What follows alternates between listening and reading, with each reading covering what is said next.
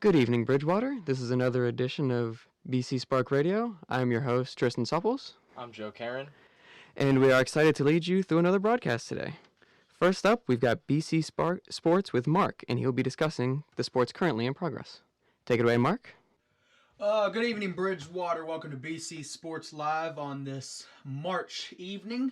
So I hope the weather gets a little bit more consistent because spring sports are currently underway, and we start with women's lacrosse, who had a game today. They faced Bethany, and well, I say faced very lightly. They won 23-0. So when I go and talk about this, I try and be as fair as possible. Bethany is a first-year school, first-year program, so when they developed their lacrosse team, maybe they didn't put as much thought into who they recruited into their lacrosse team. Maybe their athletes didn't play in high school and they're just now playing for the first time, or perhaps maybe they played for a year or two in high school and, came in, but 23-0. I mean, it's hard pressed to say if they played. I think to be honest with you, if any of the Bethany girls smiled, their lips might bleed, because I think that's how much frowning they've been doing. They just kind of like crusted over. I don't understand. It was very unhearted approach. They had no offense. They couldn't get past midfield, but maybe 3 times in the entire game. Tons of fumbles, tons of miscommunication. I mean, the coach was laughing half the time. Good job for the girls. Our girls played well. They even tried a couple new fancy moves, if you will. I mean, might as well, almost like alley-oop style, just tossing it and floating it over a girl and then immediately shooting once the person caught the ball. It was a good win. It was finally their first win of the year. Now, when I talk about Bridgewater's women's lacrosse program, it's been a rough season. They finally got their first win. I repeat, first win. 1-7 on the season. Something's got to change. Something's got to change, and I think it's got to change now. When you are 1-7... and, you're 1-3 at home, 0-2 away. It doesn't really matter, with losses including at Frostburg and Hood and Transylvania Dickerson. I don't know where to start with this team. You got a team that did well, and they started off really, really hot last year. They beat a nationally ranked CNU team. Everything was positive. The momentum was going their way. And then, you have an unfortunate end last year. You drop a couple games, and then you make it to the ODAC tournament. Didn't go as well. You come into this year with high expectations. You get more experienced freshmen and sophomores. And then, of course, you have returning Sarah and Kristen, who are some of the best lacrosse players the school has ever known. Goalies definitely doing well. Their defense is solidified. I say lightly, at some points they've had lapses, and you go 1-7 to start the year. I just don't get it. When I say something's got to change, it has to be now. You can't keep missing your passes. You can't keep dropping the ball. It's just not going well. The offense looks misguided. I don't get it. I don't get how a team that has so much promise and the development is going in an upward trajectory just takes a sharp dive like this. I really hope for the girls. They've obviously put in a lot of hard work. I hope that they get this thing turned around. They've got 84 goals in 8 games. 84 games would be a lot. It'd be longer than an NBA season. But you're taking 29 shots a game to only get 10 goals a game on average. Something's not right there. Something's not right. And if that doesn't say it all, of course, that stat provided by Bridgewater in their athletic department, they do a really good job of keeping track of the stats. If that doesn't tell you what's wrong with the program, I don't know what does. You can't miss that many shots a game. You can't have only 42 assists in 8 games, so you're averaging under 10. You're almost averaging 5 a game. It just doesn't you're not winning games. It's hard pressed to say if this is going to turn around. I look more for development at this point. I want to see them continue to evolve and take this as kind of a learning season, and hopefully they will progress into next year. Now, we'll jump to the men's side of things, and we'll go to their season, because they're currently in progress right now, and they're currently 5-2 with wins over Averett and Birmingham Southern and Sunny Deli. I guess that's how I pronounce it. Wilkes as well as another win. So, the men's team is doing a lot better than I think prescribed. I would say that their loss to Washington and Lee on March 16th was less than ideal. And, I was expecting maybe a closer game than that. How about 18-4 if you want closeness? And that was just a sloppy performance from the guys. Almost the guys of old at this point. The guys, I look for consistency, but I also look for development. When over the course of a season, this is how I judge how teams are doing. So when you have a team that starts off really, really strong and has put up good numbers and, through the first 4 or 5 games, and then you go into a game, a conference opponent. This is huge. It's a big game against W&L. This is kind of for your bragging rights, this really solidifies, okay, this is the start of our season. Okay, now we're taking down ODAC opponents. This could be a really good season. And you go in and get beat by that many points. It wasn't even a close game. Through 7 games, you've got 107 goals, which is averaging 15 a game. Not bad. Your shots on goal, once again, this is kind of the problem. You can see it with the girls, and you can see it with the guys. 43 shots a game to only be getting 15 a game in goals. So, I wonder where the other, 25 are going. Are they going into the bleachers? Are they going over... Are they going over heads? They're going over catch fences? I just don't... it's hard to say. Their offense looks sloppy at times. They definitely, most certainly, looked sloppy against W&L. I looked for them to really have a good game. I mean, wasn't expecting a win. I wasn't necessarily expecting a win. But if you could come close, if you could put up a fight, if you could do that, you're going to see them again, potentially. It's just tough. It's really, really tough. And for a team that has so much promise, once again, so much promise, where is the step forward? That next step, that's what I'm looking for. They also lost to Lynchburg, which is an ODAC opponent. And when you start off beating these teams that aren't ODAC opponents, but you lose 0-2 to your ODAC opponents, that's not ideal. So, you've got better numbers in assists than the ladies. You're averaging a lot more assists a game. Your turnovers are very high. Caused turnovers are very low. Your differential in turnovers is over 60. Can we just pause for a minute? Your turnover differential is plus 60 on y'all. You are turning the ball over at much higher rate than your opponents. It's just not working. I look for them to solidify their offense, keep composed, stop turning the ball over, and just get those shots on goal. The shots on goal is important. You can't be missing your shots when you do have opportunities, because let's put it this way, guys lacrosse is a very rough sport. It's the only thing I can see on campus that comes close to the contact level of football. So when you're just getting laid waste to, and you're missing all your shots that you do have, it doesn't make for a very good game. So that's just a little insight into the sports going on. We also have track and field that are just now starting practices. They're getting ready for their outdoor season.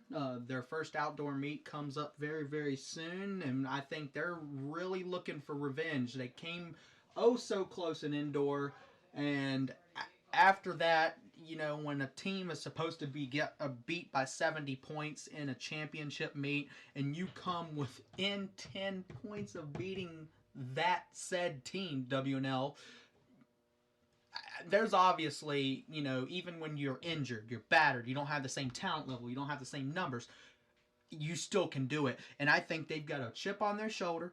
I think the outdoor is really going to be a time that I think the guys track team has a really good shot at winning this outdoor championship meet. This obviously is a month away, but I think they have a really good shot, and we'd be looking forward to see how that goes. But for time today is up, so I'm going to get out of here, and I'm going to continue to follow the sports currently going around in spring. I wish luck to all the sports team, and for BC Sports Live, this is Mark Robertson signing off.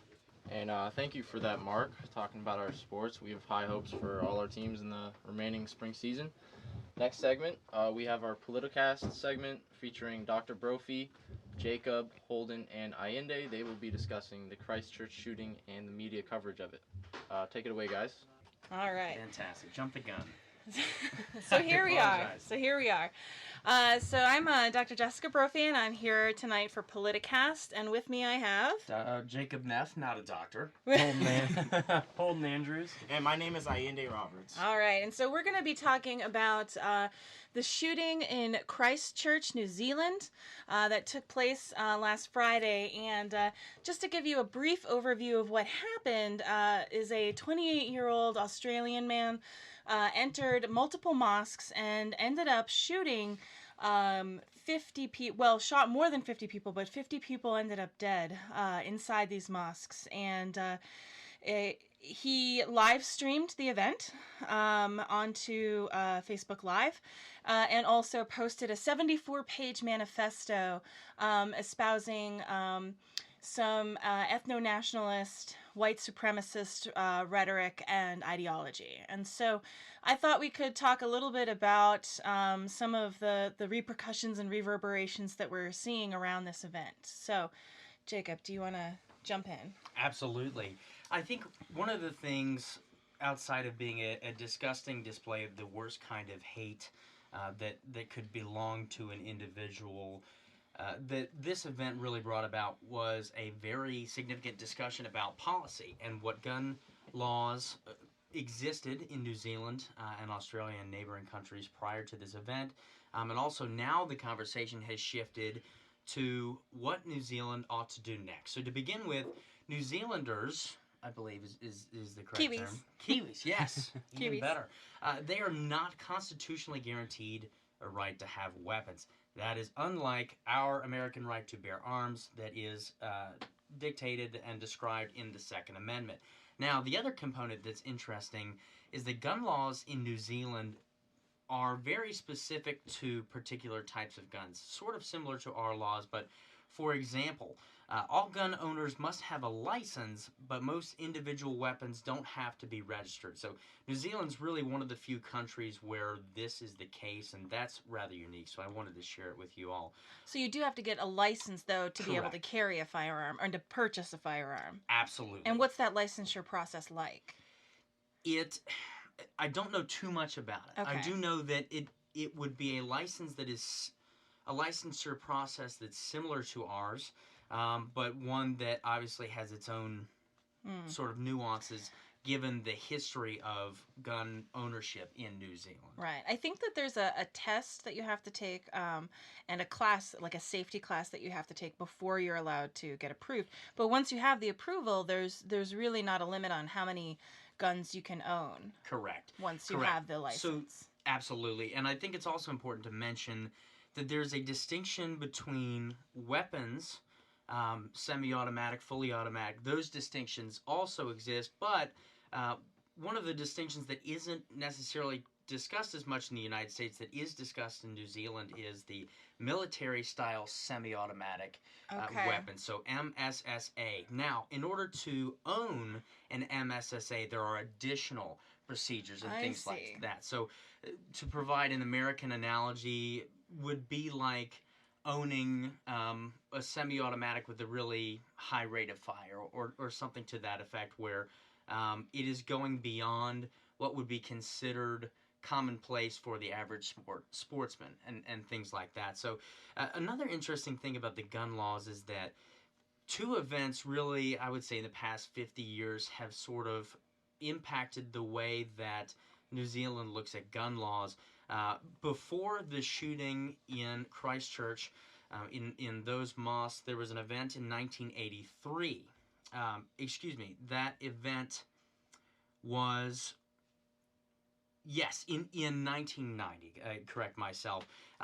The Arms Act in New Zealand was amended. That was enacted in 1983. So what happened was this event sort of jump-started policy discussions in New Zealand because of what had happened. They went back to the drawing board and looked at this Arms Act, which again had been enacted 7 or so years prior. And that discussion sort of began, much like discussions are now beginning about what is to come. And I believe we have more on that later. Right. So that process of having some sort of mass shooting event and seeing pretty rapid response from the New Zealand government is playing itself out again, right? So the Prime Minister has said within 10 days they expect to have new legislation on the books.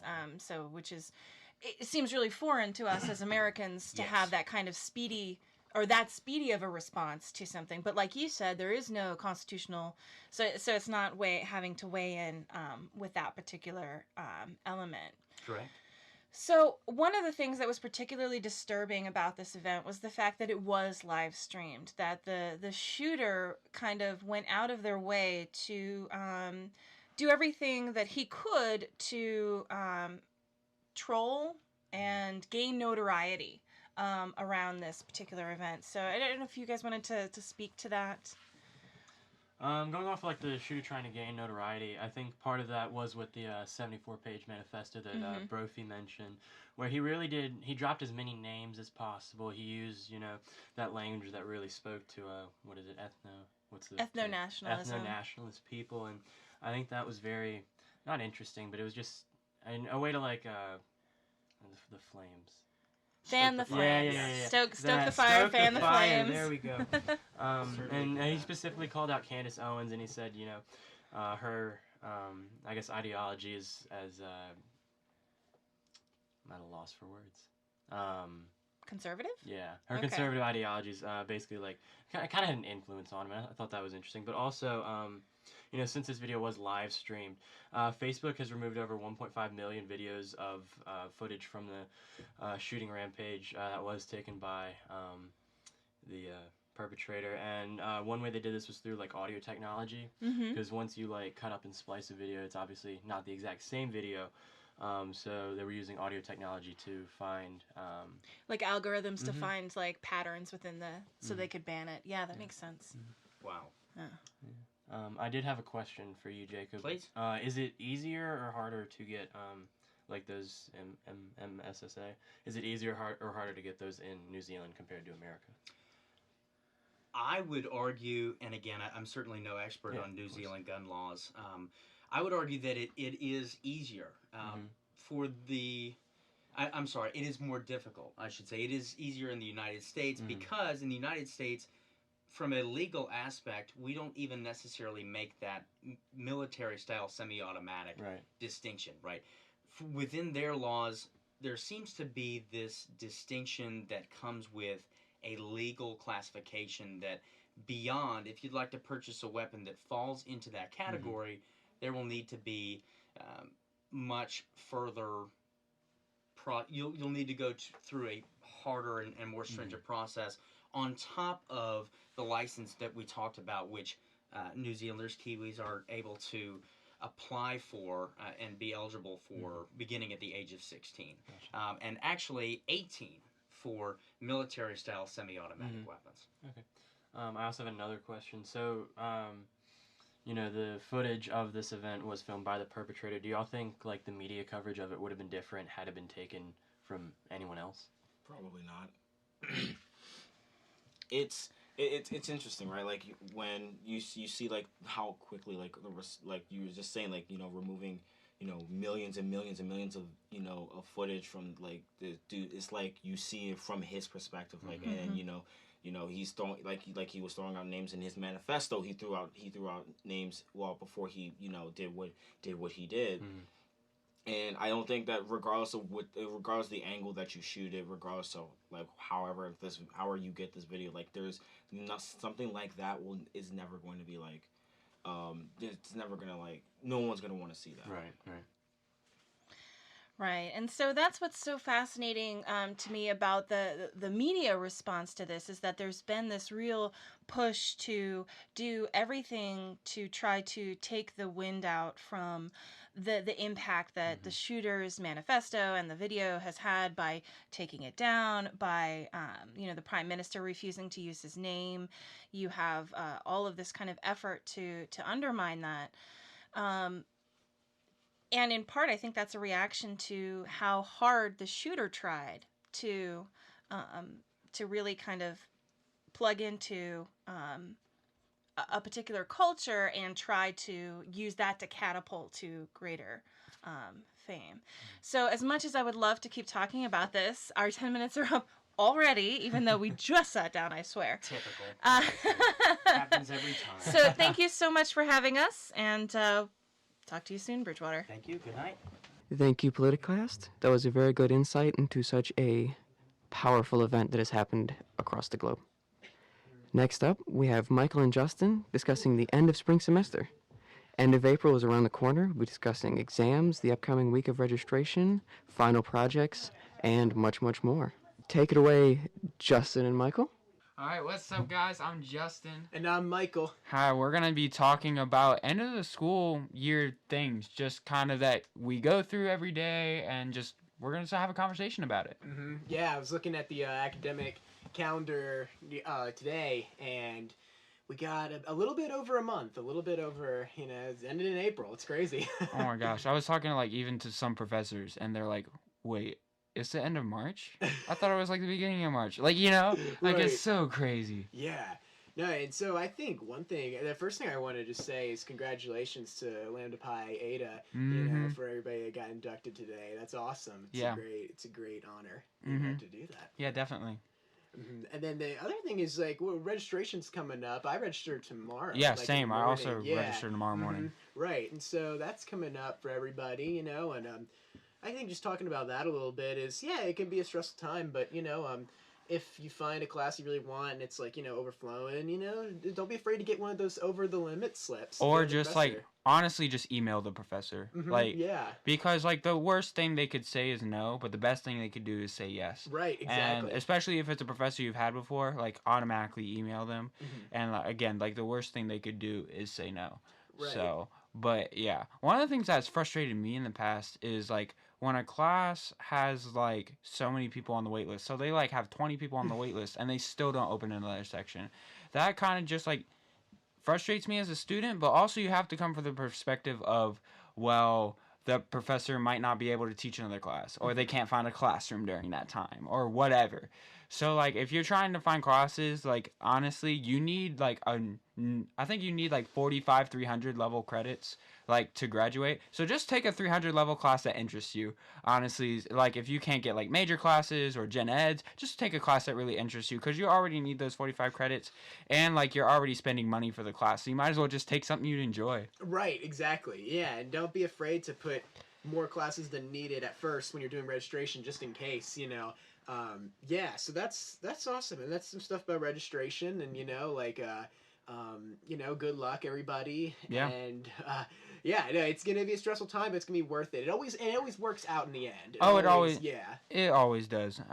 Something else we could talk about that's kind of one of the more stressful things is housing as well. So housing, especially getting somewhere that you really want to live. That's big. So right now, we're through that process of getting a roommate and everything. And that's not really that stressful unless you can't really find somebody. I know some people post on Ernie's list, hey, do you want to be my roommate in the towers and stuff? But I feel the most stressful thing is right around April. I think it's April 9th through the 13th or something like that we have like that time of choosing like where we're gonna live, like that moment where you're about to click something and then crap. Like it's already taken, like that kind of stuff, because that's where you're gonna live for an entire year, possibly. Right, exactly. Yeah, you're gonna live there a long time, and getting all that stuff situated. And make sure you fill out I just thought of this for housing and for registration, the diversity training. Yes. That's an important thing to fill out before everything goes through. Yeah. Yeah, you definitely need to fill that out before you get everything going, because you can't register or select housing before you do that. So right, yeah, those are very important things. Just from a side note, this is not even related to the podcast, but you talked about Ernie's list, and I didn't realize how helpful Ernie's list was actually. Right? Yeah, it's crazy. Yeah, it's easy to post, and like there's always interesting things like on that. That's totally unrelated to this segment, but I just had to bring this up because it's so interesting. Honestly, like when I'm bored and don't want to do my schoolwork, I just go on Ernie's list and see what's there, like kind of thing, Mm-hmm. Yeah, there's great stuff on there. And then the other thing, just with the segment though, is talking about the end of the semester coming up, is making sure everybody's on top of stuff. Exams are coming up soon, and we'll probably talk about that later in a different segment. But the one thing I noticed as a student is just before exams are some big projects that we're working on, and so students, if you have any big projects going on, this is the time to get a hold of them right now, because it's like we only got a little bit over a month left. Right. Yeah. I mean, as we've said before in these type of segments, don't be afraid to ask your professor for help on a project, especially like an exam or anything like that too. And then also, I would recommend for papers, do not wait till the last minute, especially longer papers that professors specifically tell you do not wait till the last minute, but then you still wait till the last minute to do it.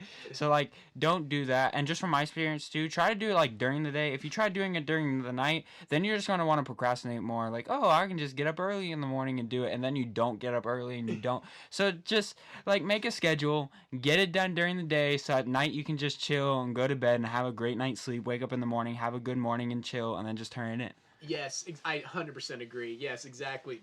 Because you're right about getting it done during the day. We have all this energy that we don't realize we have during the day, so let's just use that towards getting stuff done. And that's. But then I feel like we use that energy to procrastinate as much as possible during the day. To be completely honest. Exactly. Yes. Exactly. It's stressful, and there's students. There's going to be a lot coming at you with a lot of projects, a lot of different classes, but you got this.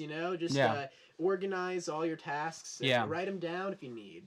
There's you got this for sure. Yeah, and another thing I would like to add is that don't I know we'd say don't procrastinate, but also make sure that you hang out with people. Right. Get to know people. This is a great time to where people just take breaks, get to know people, hang out with people, just de-stress. Oh yes, 100%. De-stressing is very important. Whether it's exercise, hanging out with friends, reading, doing whatever you can. Yeah, you do. Because you got to keep sane during these times. Yes, you do. All right. Well, I think that's gonna be it for our segment. You'll be hearing from us about finals probably on the last broadcast. Right. So yep. So I'm Justin. And I'm Michael. All right. Thanks for listening, guys. Yep. Thanks, Michael and Justin. I think a lot of people needed to hear those words. Those were very encouraging. Next segment, we have Callie, Brandon, Ian, and Marissa. They're going to talk about their LA trip that they took for spring break. I'm sure they had a great spring break. They went to TV shows and they saw all types of movie stars. So let's hear from them. Hello, Bridgewater. Welcome to this talk. We're going to be talking about a trip that we all recently took over spring break. I'm Callie. I'm Marissa. I'm Brandon. I'm Ian. And the trip we went on was we went to LA. It was a TV and film studio class that we are taking this semester, and the big part of the class was going to LA for spring break. And so we're going to be talking about some of the things that we did while in LA. And with us was Strano and Erickson, some of the comp professors, just to kind of be there as advisors and guide us through everything. And they made everything possible, which was awesome. But there was a 10-day trip that we spent over spring break from March 1st, and we came back on the 10th. And some of the experiences we had there, some of the best experiences I've ever had in my life, and they'll stay with me forever. And we're going to talk about some of those now. So the first thing we did is... The first thing we did is we had our Starline tours where we pretty much rode on a bus around LA, and it was interesting. Yeah, jet fuel, right? Is making everything rain there. It's controlling the weather. I was gonna say, when we got there, obviously California has a rep for being super warm. It was not. However, we made the best of it. Rain or shine, we all had a really good time. But I think for us, more than anything, we did a lot of things inside, like a lot of studio tours. So we went to like Warner Brothers, Paramount, Universal. and Universal, Sony. and Sony. That's right. Yeah. And all of them kind of offered different things. They had similarities, of course, but they all offered kind of different, maybe ideologies for like how they, ran their studio and what they wanted their image to be. So one of the things we also did at the studios is we like watched tapings. So I know one of them was The Real. Did you guys enjoy The Real? No. No, not really. It's not really my show. Yeah, The Real is a talk show with oh god, There was one Tamara of the Cheetah Mowry, Girls. Yeah. Adrian, Lonnie, and I always forget the other girl's name. Well, Yeah. she was another one. Sorry, but yeah, they it was very interesting to see that taping specifically because they would do like retakes because obviously it wasn't live, and so some of the things that we see on TV is not like in that moment. They may make like retake a scene, or they might be like, oh, that didn't come out right, or but it was a really good experience, and we actually got to take a picture with them at the end and hug them. I was crying. It was very emotional. And even though it's not a show I would watch in my free time home, like it was still really cool because it's the first live taping I've ever seen. Well, it wasn't a live taping, but it was the first taping I've ever seen. Yeah. And so it's pretty cool. Every show has a hype person, and the hype person is giving out stuff and is trying to make people laugh and get into the show. And just seeing the way the production works behind the scenes, being a part of that audience is, it was good an experience. I did enjoy myself. Yeah, along with The Real, we also went to a taping of The Neighborhood, which is kind of, it's comedy, I would say. Comedy show. We also went to a taping of a new show called Face the Truth. That show was really... That was so cool. It was so really cool because the taping itself was kind of like Face of The Real. I wasn't really interested, but we were able to go back, and a few of us were able to go to the control room and see them operate, to see the director and the producers, and that was really awesome. Get the time to talk to the director and the producers. I know Brandon and I were able to talk to the director and producers were back there. It was really cool seeing. It was really intense. It was really fast paced. And that's crazy too because like that's not a live show. Like it's taped again. So just to think that a live show. Callie and I went to Jimmy Kimmel, and that was live, so everything had to be perfect on that spot, in that moment. So even thinking that non-live shows, the director and everyone involved still needs to be on the beat it's crazy how much they have to do. It's also interesting to see the difference because when we went to Jimmy Kimmel, it went by insanely fast. It was the end of the show, and we were like, wow, we're over, like it's done. Yeah. But then the other tapings, some of them we were there for 3+ hours, like, yeah, well, it was a while. It was a while. All day, it felt like. And they weren't even taping a whole show. They only did a couple segments. They had already taped other segments. Yeah. So it was pretty crazy. And also, another thing I thought was interesting, especially for me, I've watched America's Got Talent since I can remember, and we actually were lucky enough to go to a taping of that. And the taping we were at is set to be the premiere episode. And it was crazy to see how much is not what you think it is. So, like, when you see on TV, the reactions of the people and the performances, it may not be the first time they're reacting to that exact performance. It may have been retaped, and it's fascinating to see that side of a show rather than just what's put on air. Yeah. My biggest thing with I'm sorry. No, My biggest thing with America's Got Talent is when you watch it on TV, it looks like there's like 40,000 people performing every day. There's people around the building. You're like, oh wow, so many people every day. It must be exhausting. But while we were there, they have do different tapings throughout the day. But while we were there, we only saw 6 acts. And on TV, you think there's like thousands of people a day. But while we were there, we only saw 6 acts. And 5 of them went through. I mean, we can't spoil too much, but... Right. Yeah, so it's pretty interesting. It's like... I feel like they almost go through like so they like know what's gonna happen before it really does almost. But, Yeah, and I thought it was kind of strange how when we were being seated and we were getting there, some of the acts were already warming up, so we already heard and saw some of them before they even performed for us for the taping. So you kind of are there, and it's not as big of a surprise to you as when you watch it on TV, because you may see it a couple times. A lot of it is acting. Yeah. I feel like it was kind of different for me, but like when someone played, I don't want to spoil it, and he was really good, but then he gave his whole life story about what he was and what he went through, and he plays that song again. It felt so much more powerful. Oh yeah. Than it was just warming up, and so actually like hearing his backstory, his life, and what he's been through, then him playing the song was really amazing. Something else we did, so it was pretty cool because we got to go to tapings. Like, we went to an improv show. We went to AGT, of course. It's a show it's a really big, large-scale show. We went to the live studio audience with the neighborhood. We went to 2 talk shows. One was like more drama. One was more like real-life stuff. And then we also went to a game show, Jeopardy. Mm-hmm. Went to see a Jeopardy Yes. taping. We saw, I think, 3 tapings. They're set to air in, I think, he said May?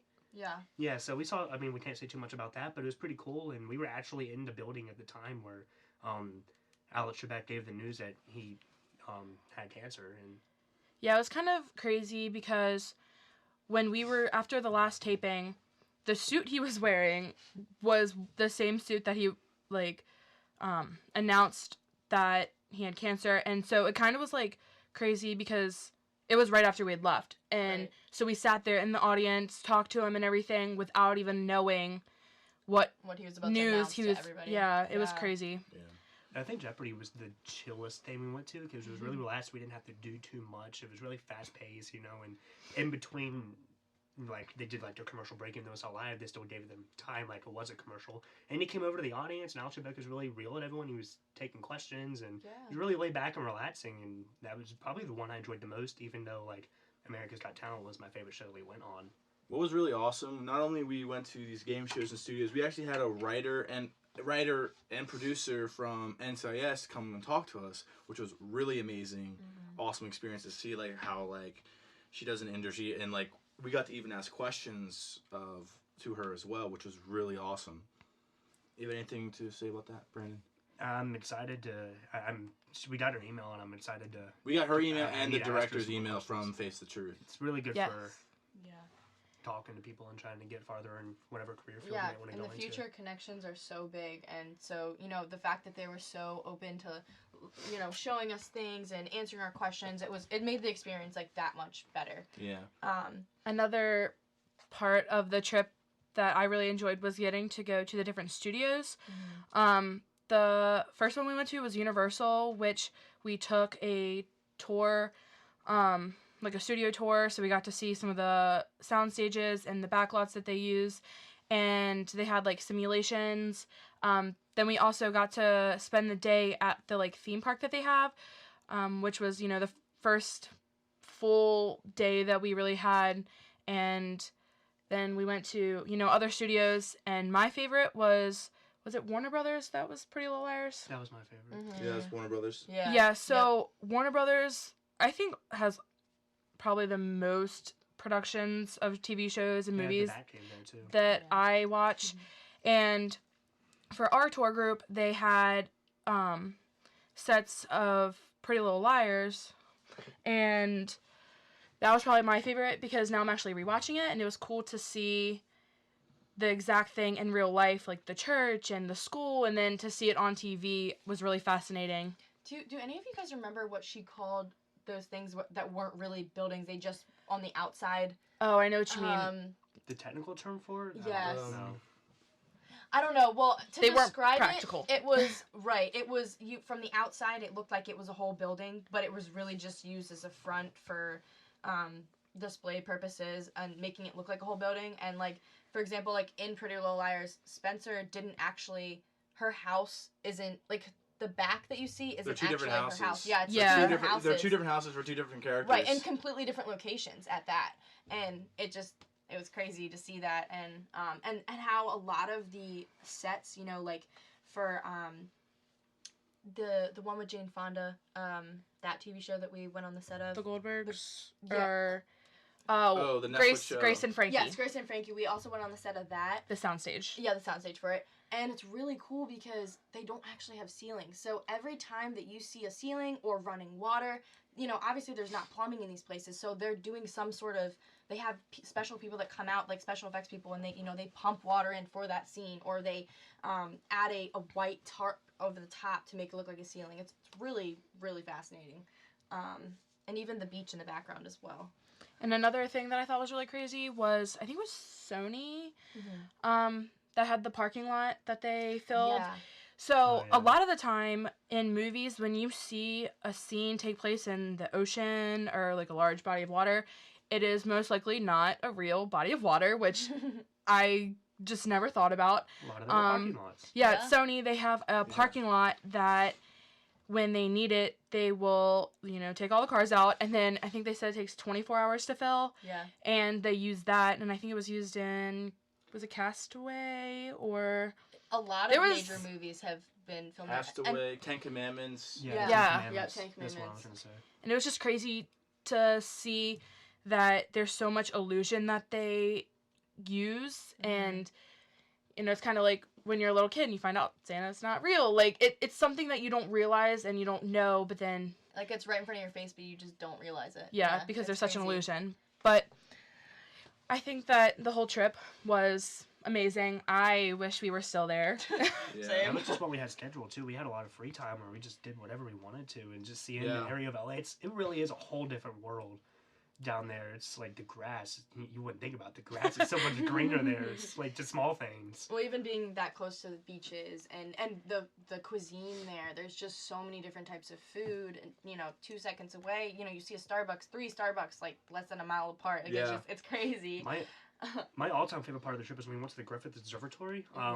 The view there was breathtaking, but you could actually see. So we were probably at that point about an hour and a half away from the ocean, but we could see the beach and the ocean from this mountaintop, even though it was so far away. That's just how crazy the view was. I could have spent all day there alone. Yeah, it was cool seeing the Hollywood sign, and then the Hollywood Walk of Fame, and then everyone kind of split up into different groups throughout the free evenings, and like I know me and some of the other classmates went to an escape hotel, and actually you guys did too. Yeah, we went to we in different little groups because you can't have 20 people, but it's like the escape room, but this place was more like it was a haunted thing. Yeah, it was creepy, but it was cool because we all didn't know each other going in, and I think we all left this trip with an amazing experience and new friends. And I can probably say I would consider myself at least a little bit of friends with all 24 people that went on the trip. At least to some extent. Definitely. And some of the people I didn't even know at all. Like going into the class, I was some like, people I knew, but I never really talked even, to. Well, Strano and Erickson, we got to be close with them, so it was awesome. And so we hope that you guys learned a lot from this, and when it's offered, I think it's offered every 2 years. Take it. Yeah, we highly recommend. Highly recommend it. And Strano and Erickson are great professors. You'll have a great time with them. Yeah, and if you have any questions about it, I'm sure you can go talk to them. So we hope you enjoyed. Thank you. Thank you all. That sounded like a very fun experience in LA, and I am surprised to hear that Santa is not real, but I guess I will cope with that later. If you have any other questions about the LA trip going on in the next following years, please contact Michelle Strano, and she will be happy to tell you about what is going on. Next up, we have Amanda and Justin discussing national sports. They'll be starting off with March Madness, the NBA, and the MLB season kicking off next week. Take it away, y'all. All right, good evening, Bridgewater. What's up, guys? What's up? Welcome back to another edition of National Sports. We're joined by Mark this evening. Yeah. Hey, what's up? What's up? So let's start off with the biggest thing in March every year, March Madness. March Madness, March Madness kicks off tomorrow. Mm-hmm. So, biggest stories going in. What do you guys think? Duke is the number one overall seed. Yes. Then you have Carolina and Virginia at number one. Right, and then Gonzaga at number one. I don't think Gonzaga is going to go beyond... I honestly don't think they're going beyond 32. I don't think I have them... I think the farthest I have them going is 8. Or 16 or 8. But they don't... they're not going to go very deep this year, I don't think, either. I think out of the 4, I think UNC might go the deepest. out of the Really? 4 number 1 seeds. Really? Yeah. Absolutely. I think so. You're gonna pick North Carolina over Duke? Duke is not. Stop it. Duke is So- not gonna make it very far. They just are not. Yeah, they have probably the top 3 freshmen in the country, but the top. None of them picks. None of them can like their 3-point percentage shootage is so low right now. Like you can't rely on Zion to make dunks all the time. Yeah. And But no. the point is well, hopefully they turn it up to another level because I know Zion, since his injury, has turned it up to another level. But you drawing that much attention on the inside, keep in mind you're gonna draw a lot of attention. And that's that's honestly what gets them is they have so much attention on them being the number 1 overall seed in the tournament. Like they're gonna have all the eyes on them. Yeah. Way more pressure than anybody else. So I will say they've only lost 1 game with Zion. So, like, they do have that going in. I think they could turn it up. And, I mean, again, it's March Madness. Like, is anything that we're really... Is anything we're saying going to be, like, legit? No. So, that like, this is all speculation. Yeah. But what about anything else about March Madness that you guys are either, like, looking forward to or, like, headlines? What do you guys...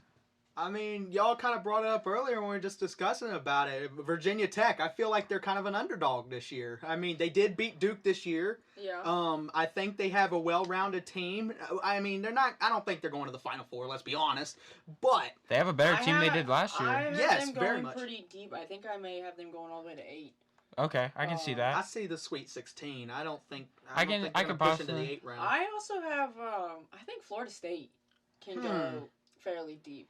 I have them they were losing pretty in a couple good this brackets, year. but I just see them. I see them going kind of deep. I mean, with Florida State, they're once again kind of another underdog. You know, you got your big dogs. You got your Duke. You got your UNC, Kentucky. Kentucky, oh jeez.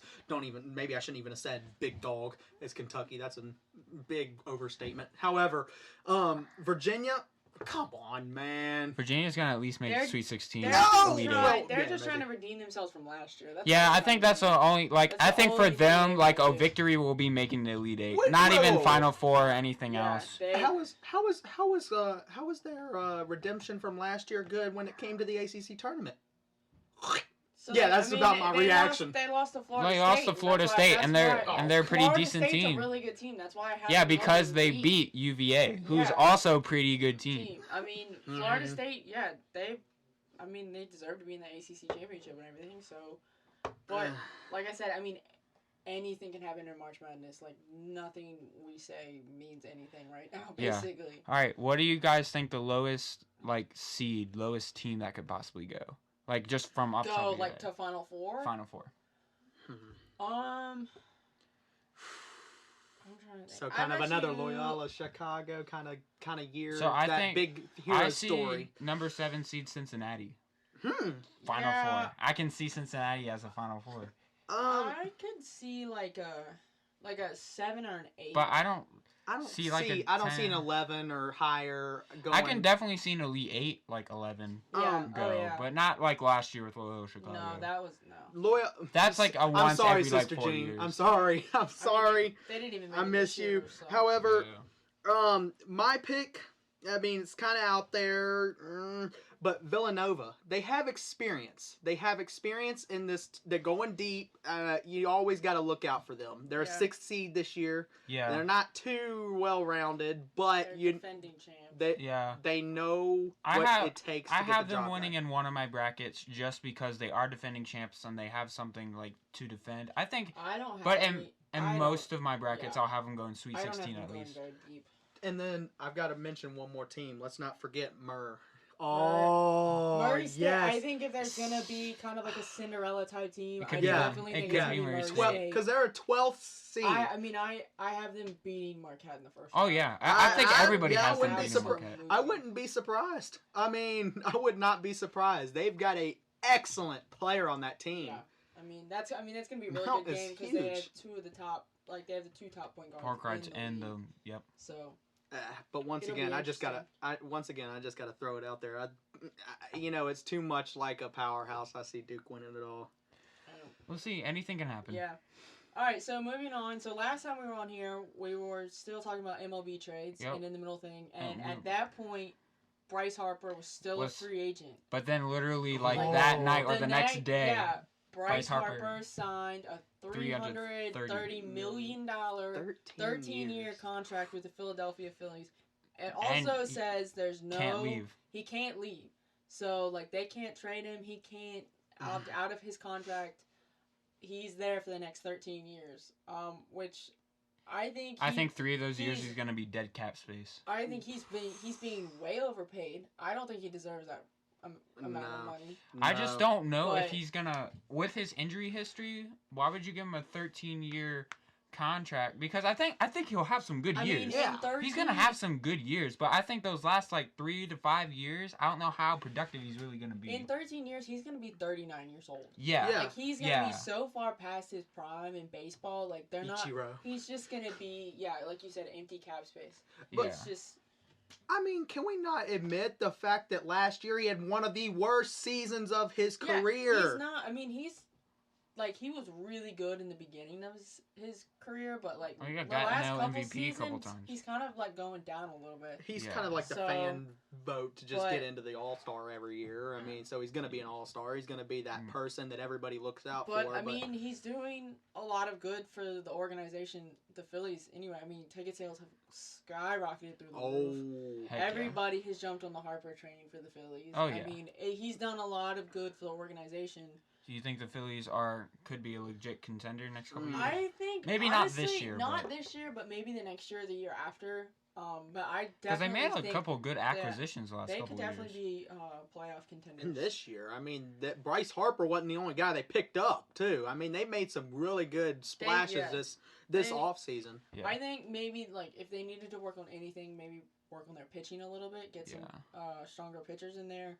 Yeah. But I think you give them a couple years and they'll be in the postseason. Yeah. For sure. I think they'll be in the postseason this year. I don't think they'll go very far. I think the Atlanta Braves they're an up-and-coming team. They're young. However, the Atlanta Braves were kind of a fluke.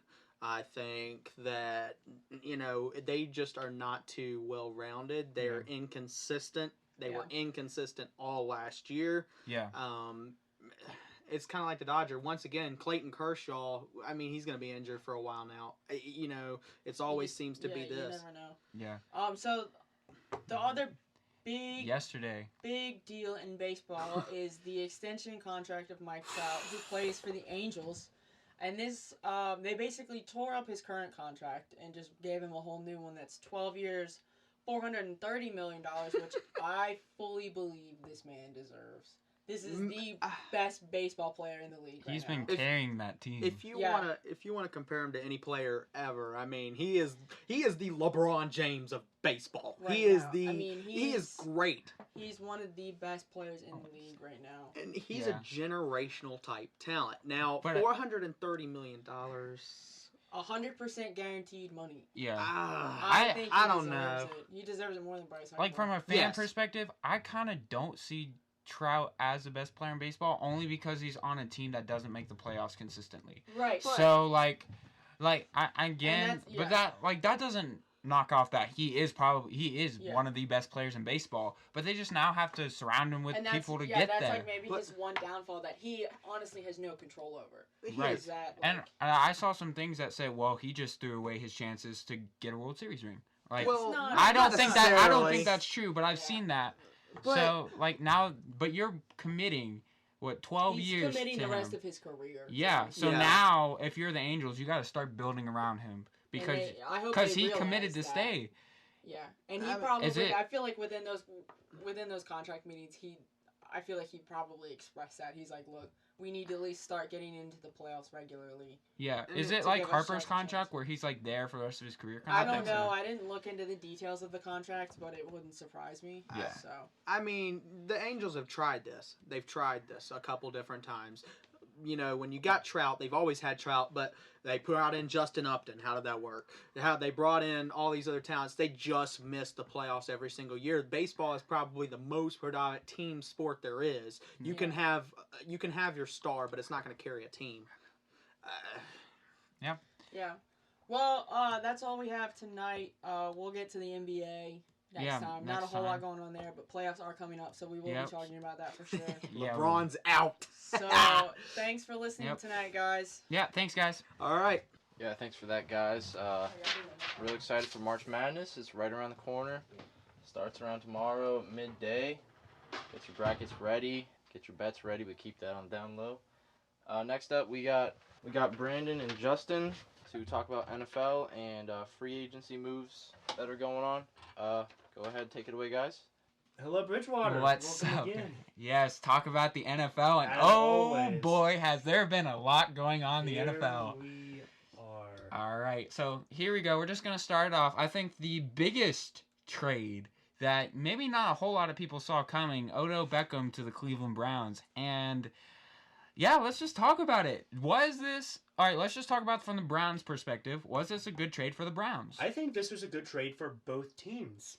I can see it. Yeah, well, because the thing is, like, Unpopular opinion. Yeah, I mean, the Giants got a first and a third, and they got Jabril Peppers, who isn't a bad player. Like, I mean, he could develop. He's no Landon Collins, but like he's still like a pretty decent replacement for Landon Collins. In Browns' place, they haven't had a good offense in almost 10 years, and so they finally have a good quarterback. They have a good first receiver, and now they have another good first receiver. So they have two first receivers. And possibly two good running backs, Yeah, with Kareem Hunt's only suspended half the year. Yeah, and so you have Nick Chubb, who proved to be one of the best rookie running backs we've seen in a long time. He just happened to be with a lot of other good rookie running backs. Otherwise, he would have been rookie running back of the year for sure. Yeah. But, so you have Nick Chubb and Kareem Hunt once he comes back from his 8-game suspension.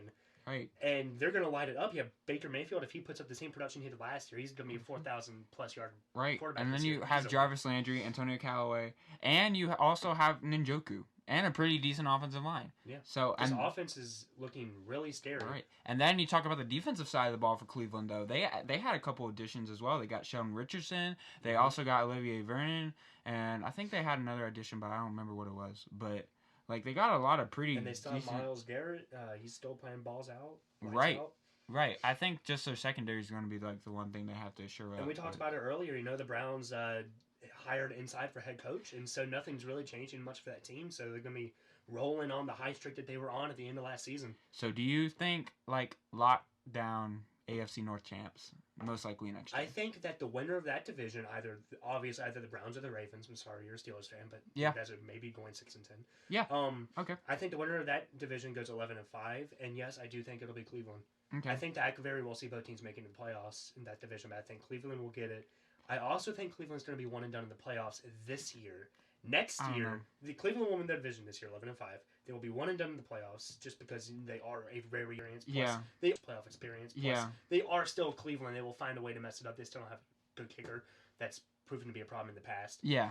But I think that this young team is showing a lot of promise early on, and I can see them maybe next year going probably AFC Championship, and maybe even the next year after that making it to the Super Bowl. I could possibly see this Cleveland Browns team this year or next year ending the New England Patriots dynasty. Ooh, we've been saying that every year for the last 5 years. So but the Browns could be the team to do it, though. Everyone talked about that about the Rams. And yeah, well, everybody talked about that with the Jaguars. But I'm not jumping on that getting rid of the Patriots dynasty bandwagon until either Brady or Belichick retires. That's true. But that's what ends that dynasty. Yeah, that's true. But going on to the Giants side of this, unpopular opinion, so people are like, why did the Giants do this? He was our only good player on our team. Why would we do this? Well, one, history has shown a receiver alone cannot win you a championship because you don't need just one good receiver because that's all the Giants had. They had one good receiver. You need 3 good receivers at least, maybe even 4 good receivers. Yeah. So one good receiver isn't going to win you a championship. What will win you a championship is a quarterback, which I think after this season they will have another starting quarterback who will be better than Eli ever was. The Giants said, well, I've heard some things that the Giants, according to Bleacher Report, that the Giants are really interested in Dwayne Haskins.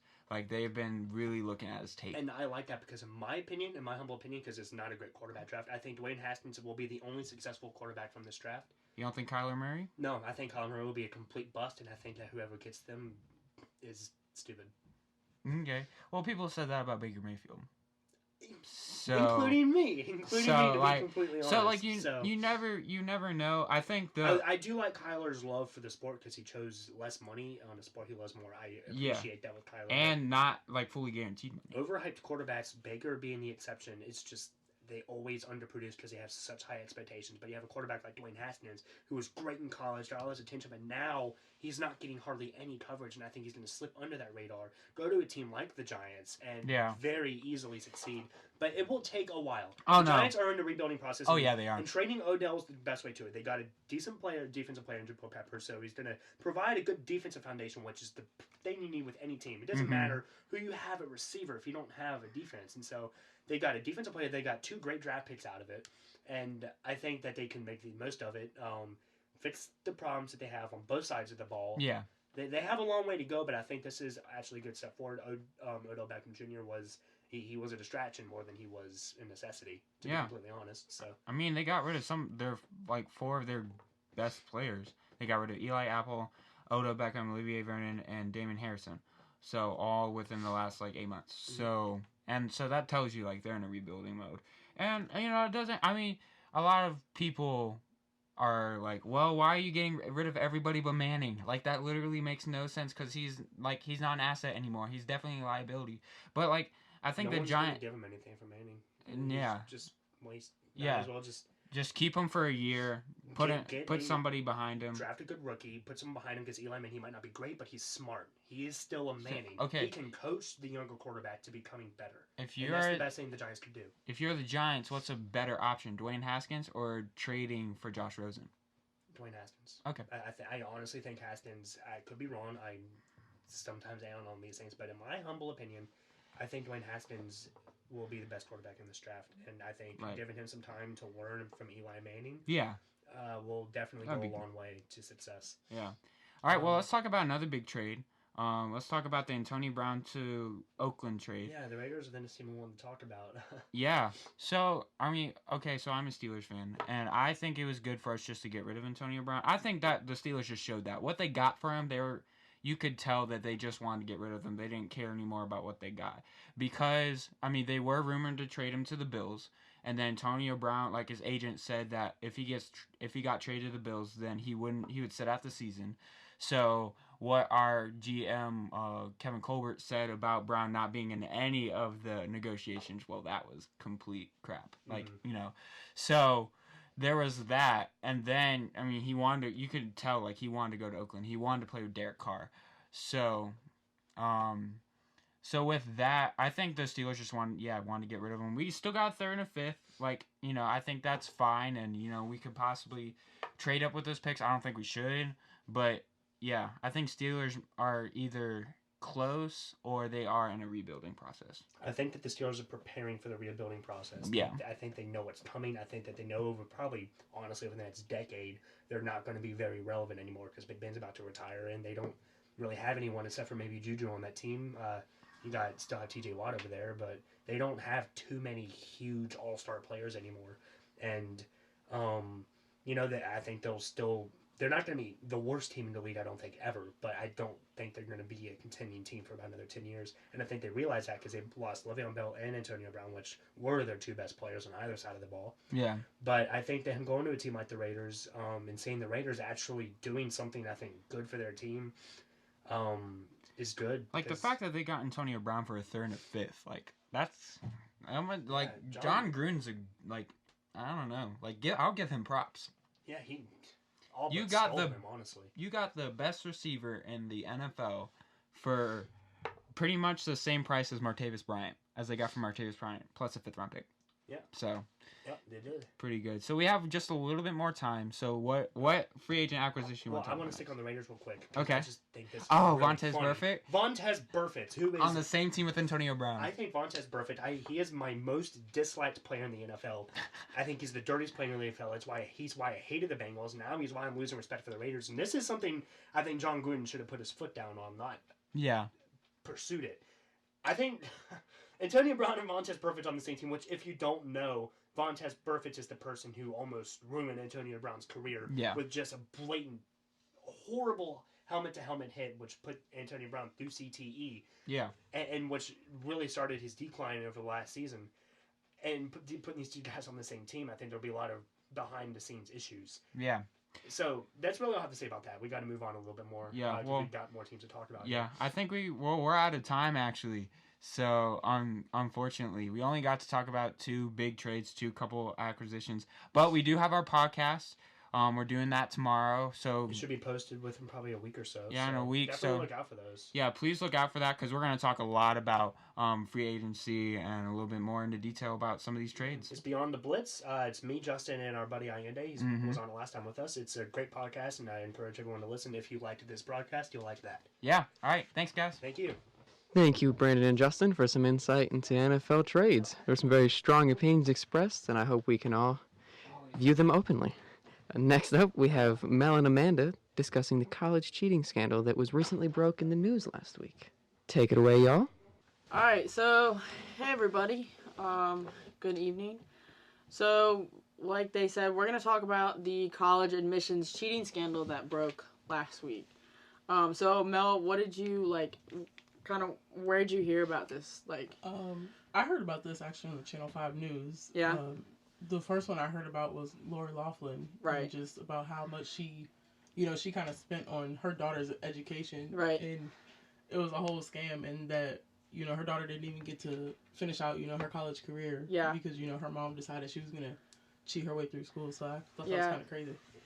Yeah, I remember seeing, I think it popped up on my phone and I kind of read it, and then I really started reading the whole article. I was like, holy cow. I mean, Right. These people just paid so much money to get their kids into these schools, and it really made me mad in a way. It does. Because it's just like, these people are already privileged in life, and they feel like they're that privileged enough that they can pay off enough money to have their kids go to any school that they want. And I think I read something somewhere that said some kids never even filled out the application to go to the school. Exactly, they didn't. It's actually, it's kind of crazy. And the thing that I think is crazy is that the parents paid between $15,000 and $75,000 in order to get this cheating scandal. Yeah, I mean, some of them, even paid more, but that's, and they were, paying that money for other people to take their kids' SATs and ACTs tests. It's just, and also, being a college athlete myself, that these people were paying and basically bribing coaches of certain teams to, recruit their kids to be on the team, yet they were never going to be on the team anyway. It was just to get them into school. That made me mad, because then you're taking away the opportunity of somebody who really deserves to be on that team, and they're never going to get that chance. So that's what really made me mad. That and the schools that were involved, that's what kind of threw me left, because you had the University of California, Berkeley, and UCLA. Yeah. Then you had Southern Cal, you had Georgetown, Yale. Yeah, that's one of your top Ivy it was League all schools. these That's really privileged high-end schools. Right. That was that's crazy. And then you Wake Forest, and then the University of Texas. Right. Austin, that's actually ridiculous. Yeah, and honestly, I think probably the biggest story to come out of this was the 2 actresses that were involved. Yes. Lori Loughlin and Felicity Huffman, who have both since been arrested and charged, and they were both released on bail. But it's just the fact that all of that happened, and yet that's still the biggest story. Yes. Is they're not really looking at what's really going on. Right. And I think it was Julie Roberts who basically called all of these people out and were like, you clearly didn't have enough faith in your own kids to let them get in on their own. Exactly. And that's just bad. That's just really bad on the parents, I think, because it's clearly you didn't think your kid. You didn't think your kid could do it without your help. Right. Yeah, that's crazy. So it'll be really interesting to see what those 2 ladies get, if they get sentenced or whatnot. Right. And the main guy who everybody was paying has already he's pleaded guilty, so he'll do some time probably. Definitely pleaded guilty. But I just thought it was crazy that all these coaches and college administrators were actually getting fired, because involved in this, it was 2 SAT administrators, 1 exam proctor, coaches at these elite top those schools. And the thing that got me was it's 33 parents that did not have trust in their own kids. Yeah. To be like, hey, I know you can do this, but you're not going to do it because I'm going to do it for you. That was ridiculous. And it's probably because I bet you these parents were thinking, oh, I want my kid to go to this high-end school and get this really high-end education, so I'm going to make sure it happens, basically. But I guess, one of the things you have to think about, since this whole thing is broke, what do you do to kind of prevent this from happening again? kind of thing. Because obviously people somehow cheat to get into college, Right. I feel like, all the time. So it's like, how are you going to prevent something this big from happening again, Exactly. basically? I mean, really the only thing you really could do is just, instead of having, you still have your certain steps, obviously, in your Right. college admission process, but, get somebody to go over that again, possibly, something has to happen in order for that not to happen, because this isn't the first time it's happened. Right. Oh, no. I think it's just the scale. It's the scale, right? Exactly, because apparently one kid graduated from UCLA 2 years ago, and his parents did the same exact thing. Yeah. And that's absolutely ridiculous. You have no trust in your kid, and now your kid doesn't have the degree because they just took it away from him. Yeah, it's basically the kids. I would have to be if I was one of these kids, I'd be like, well, now I'm getting my degree taken away from me. It means nothing. Everybody now knows that my parents got me into school. They had no faith in me. I don't even know. I wouldn't even know what to think if I was these kids. Because, right. Where do they go from here now, basically? They right. have to go through college again? So it's just, it's weird. I don't know. If I was one of those kids, I'm not going to say I would necessarily, bash my parents. But right. At the same time, the trust level that I had in them to begin with would not be the same. Oh, yeah. Obviously, because, I'm trying to put my way through school, but yet you just sit there and basically, embarrass me in front of the whole country, and now they're looking at me like, okay, well, she can't do it on her own. Obviously, her parents have to do it for her. So right. It makes you feel bad in a way. Yeah, and I have to believe that maybe a majority of these kids didn't know what their parents were doing, which is even crazier. But for the if there were kids that did know, why would they be okay with this kind of thing? Exactly. Why would they be okay with their parents paying all these people off so they can get into the specific school, right. and then getting into the school and going there knowing they shouldn't be going there because right. They didn't really get in. Yeah, that's absolutely ridiculous. Yale, that, and that's one of the hardest schools to get into. That's one of the hardest schools to get into the country, and you just shot a couple $1,000. And also from Yale's point of view, it bashes their reputation for being one of the most privileged Ivy League schools, smartest schools. This also damages all of these schools involved, all their reputations, exactly. kind of thing. So there's just things coming from both sides here. Right. Not only that, these schools Yale, Georgetown is another very popular school to get into. It just makes you look bad. And then the Yale president tried to say that he had no idea what was happening. Right. Yeah, and because of that, a lot of these schools have fired coaches, or at least put them on leave without pay because they're rumored to be involved. Some schools have fired their athletic directors because they knew about it. Exactly. I guess good on the schools for getting rid of those people that knew, but it's also it's not gonna help too much because their reputation's still gonna get damaged. I think that's absolutely crazy. It's just the fact that the parents didn't have any trust in their kids. Yeah, that just seems to be the overall thing here. Right. Which is really sad, I think. Yeah, that was unnecessary. And, my point of view, because I'm getting myself through school, and a lot of people are, and that's a lot of us work hard to get ourselves through school. So to hear about this, it's wow, right. It's okay, if they can do that, then why couldn't all of us do that too? Right, exactly. That's not how that goes. But yeah, well, I guess we're out of time for this. Yeah. But thanks for listening to us, guys. Thanks for having us. So. Yeah, thanks, guys. Thank you for that, Mel and Amanda. Next up, Ayinde is going to talk about Mortal Kombat 11. He'll be talking about the recent updates from NetherRealm's newest game.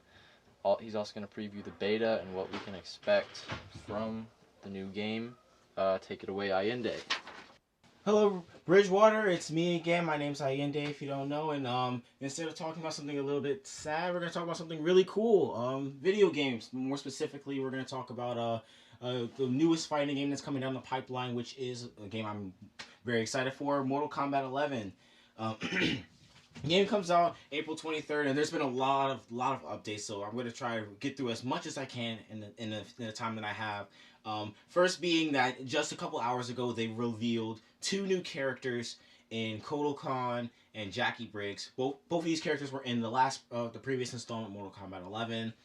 They showed off a lot of the new moves, a lot of the new designs for both characters. They both look really good. They showed off the Coliseum for the first time, and the stage it looks phenomenal. Giauque looks looks like she's one of the faster characters in the game. She's a lot faster than she was in X. Kodokan looks like he's going to be a pretty good grappler, like Garrus and like Goro was in MKX. They revealed in some high level gameplay. They revealed the new fatalities for Giauque and Kodo. They're both gruesome, and I'm actually looking forward to playing Kodokan for the first time. Like in MKX, he was sort of like the character I didn't like to play as because he was very, very, very slow. Like even slower than one of my personal mains, which was Leatherface.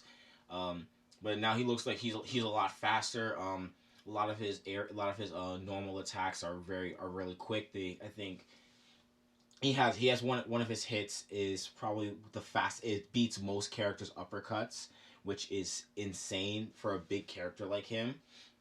And he looks really interesting. I'm excited to see where they take him story wise and sort of how he plays in the competitive scene.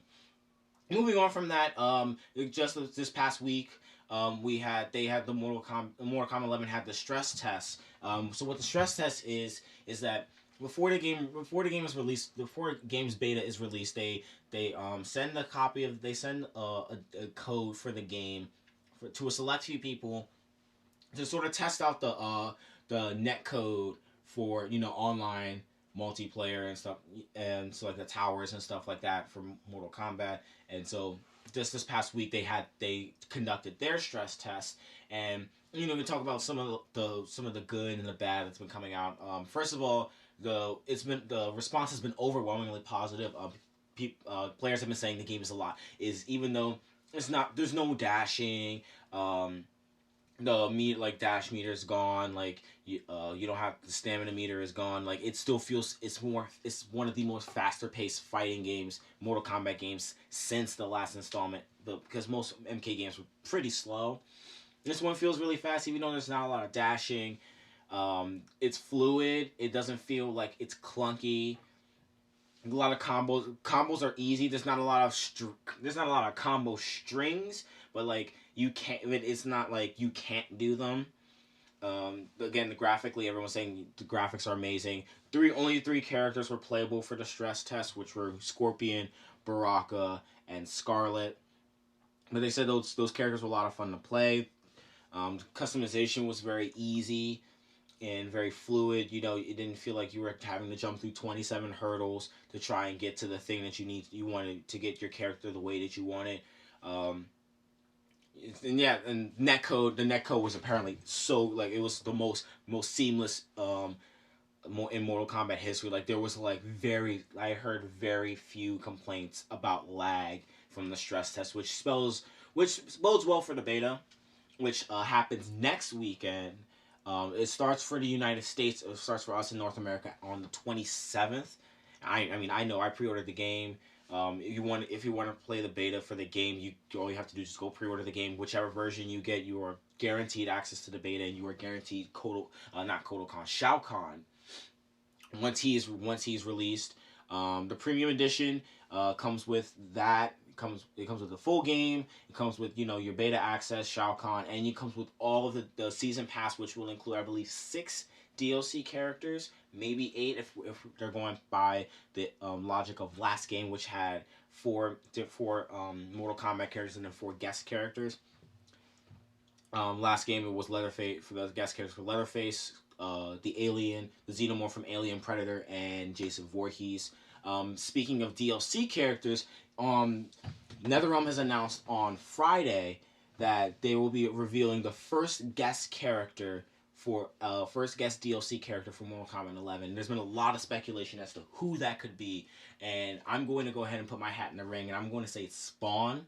The creator Ed Boon, he's been very, very vocal about how much he wants Spawn. He wanted Spawn in MKX but with Leatherface and the Xenomorph sort of taking that spot, and there's really no way they can fit him in because they were moving on to Injustice 2. NetherRealm was moving on to Injustice 2. So they sort of have to be like, okay, maybe we can save him now for MK11, and Spawn sort of fits well with MK11's play style because there's not a lot of crazy combo strings. There's not a lot of crazy in MKX the movement was so fast, like it felt more like Marvel vs. Capcom rather than Mortal Kombat. MKX or MK11 feels like Mortal Kombat, and it still has those elements that were great about MKX. Interactive environments. You have the X-rays, which are now called Fatal Blows, which are sort of the new X-rays, but they're not actual X-rays. What they replaced the X-rays with was something called Crushing Blows, so that there are certain combos in the game where if you execute them in a certain way, you'll get extra damage or on the end hit, or they'll do it'll pop the character in the air so you can continue the combo. They're really cool, and I feel like that's gonna be really hype for. It's gonna be a good hype generator for competitive tournaments. Speaking of competitive tournaments, Evo announced their lineup, and of course Mortal Kombat 11 is on the lineup.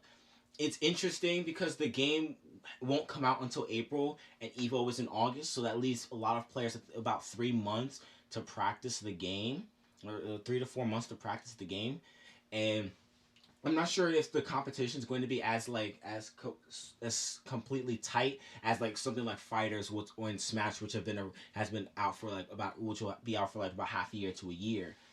So that people had time to sort of really analyze the game. Guys like Sonic Fox, and I think Go1 is also thinking about doing MK11. Dude, guys who are just masters of just knowing a fighting game. Those guys are going to go to finals. But for other characters, for other players, I don't think 4 months is a lot of time to really get down to the nitty gritty of the game and sort of really find your character and who your character can be. You want your main to be. For instance, I'm saying right now that I think my main is going to be Johnny Cage. He has great normals. He has great aerial anti-air aerial movement and great anti-aerial attacks. He has good range. He's not incredibly broken. But at the same time, he's sort of in medium speed, but then also you have Jade, who's probably going to be the best spacey that Mortal Kombat has ever seen. But, yeah, that's all I have for you today. Just reminder that Mortal Kombat 11 comes out April 23rd. Beta starts on March 27th. You can pre-order the game at anywhere. The game will be running at $59.99, premium edition will be about $99.99. Comes with all the DLC, and you can still get the collector's edition, which comes with the mask and the premium edition. And that's about all I have for you today. And I'll see you guys later. Thank you, Ayinde. That really boosted my enthusiasm for Mortal Kombat 11, and I can't wait to get it at the end of April. Next up, we have a Game of Thrones segment with Ian and Brandon joining Ayinde in the booth. They will be discussing the upcoming season and the recent trailer that was just released. Take it away, y'all. I'm back. What's up, Bridgewater? Brandon's back. And so is Ian. Ian is back. Oh boy. And now, you guys thought I was excited about talking about Mortal Kombat last time. Oh, do we have something for you? Now it's time to talk about Game of Thrones Season 8. The trailer dropped 2 weeks ago. And holy Lord, we have stuff to talk about. Oh, there's a lot to talk. There's a lot to talk about, dude. What is it? April 16th? Is it 14th? 14th. It's April 14th. Get it right. Look, okay, I'm 2 days off, man. Regardless of what it is, Game of Thrones is about to be this is one of my favorite shows on television. Period. And this trailer was just so good. There's so much to talk about. Where do we start? So, all right, let's start at the very beginning. If you haven't seen Game of Thrones, take your favorite TV show, times that by 10. That's how much you like Game of Thrones. Try it. And before we get into the trailer, we are probably going to be talking about a couple spoilers from the past seasons. Very spoilers. So if you haven't seen seasons 1 through 7 of Game of Thrones, you might want to check out just a little bit, finish the show. Then maybe if you can find a way to listen to this again, do that. If you just like hearing us talk, then stay on. It's Spoiler okay. alert! If you don't want this ruined, mute this for the next 9 minutes. Okay, Ian. Let's talk from the beginning. Okay, at the beginning of the trailer, you see Arya Stark running in the crypts of Winterfell. Who is she running from? Rickon Stark. That's my answer. Ooh, that's a good one.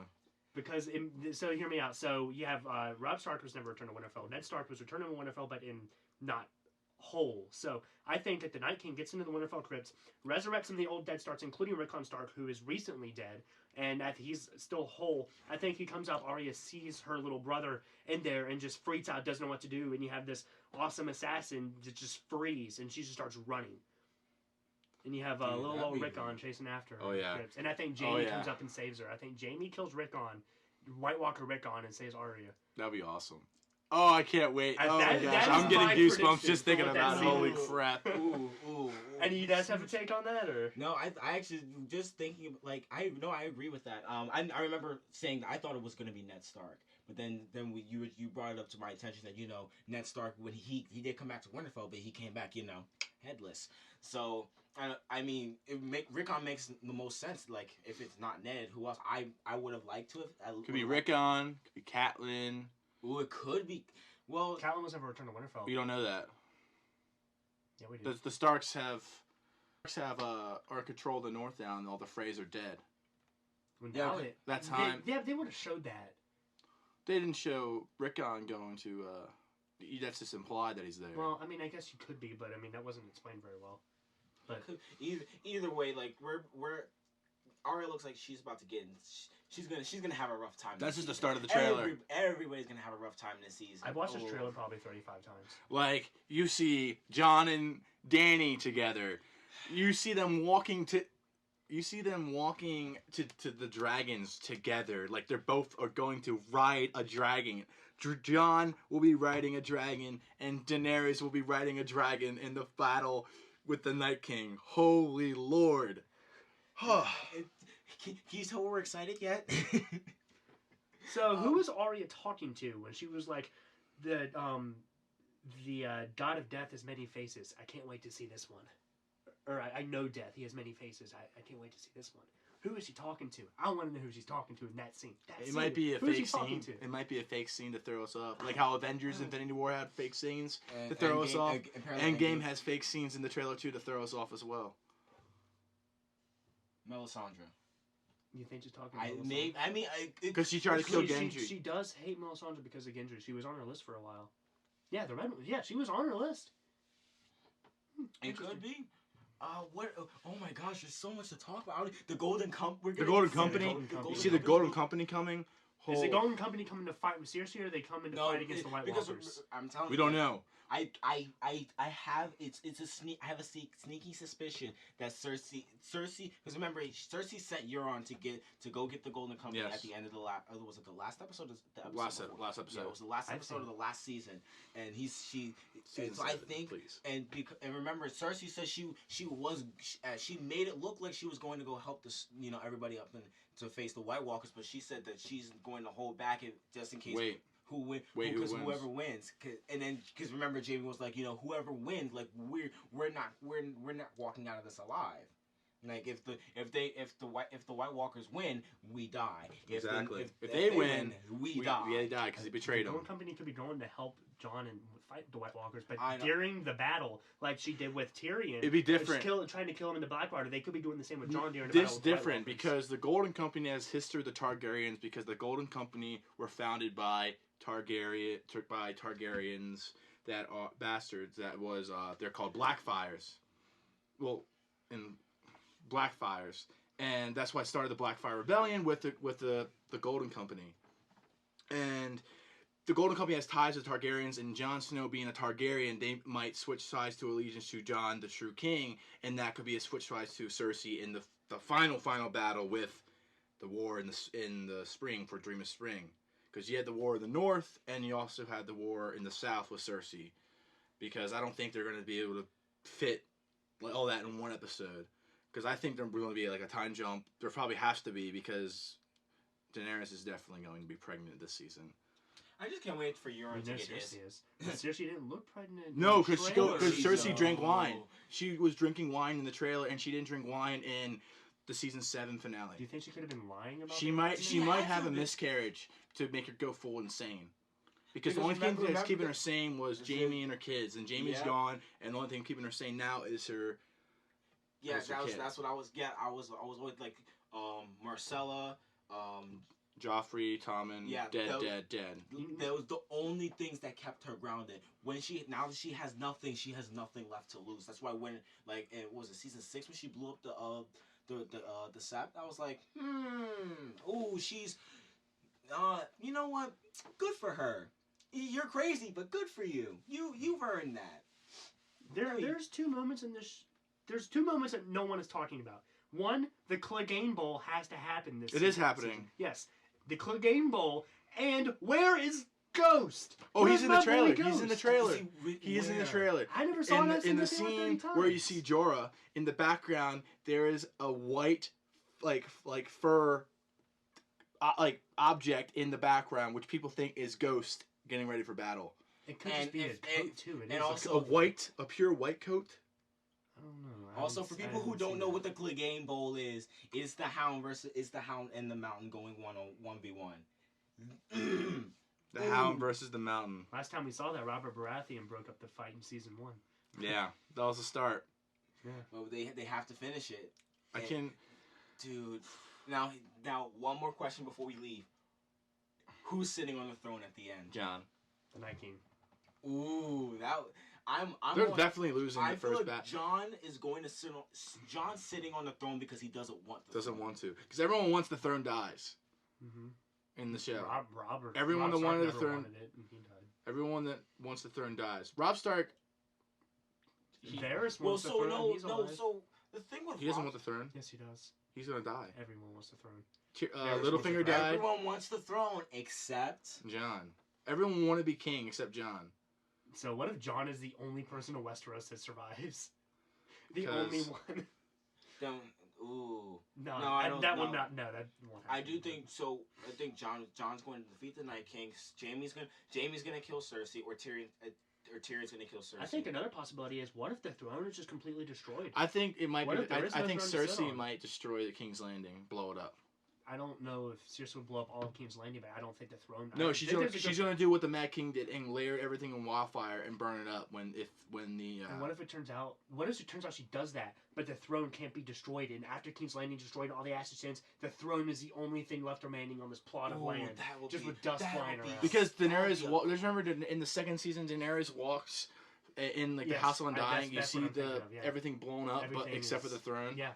Yeah, everything's in ashes. That's what I'm thinking of. That'd be a great visual. Because they have to explain that scene. That scene's actually showed up twice in that show, so they have to explain what that means. And yeah, I don't know if Cersei does that or the White Walkers make it down to King's Landing, which is. I don't think they're gonna make it to King's Landing. I think they're gonna be defeated at the North. The battle's episode 3. Like it's either the White Walkers are the battle. They're done. It's either they're winning, everyone's dead. Like they're winning, and like literally everyone else is dead.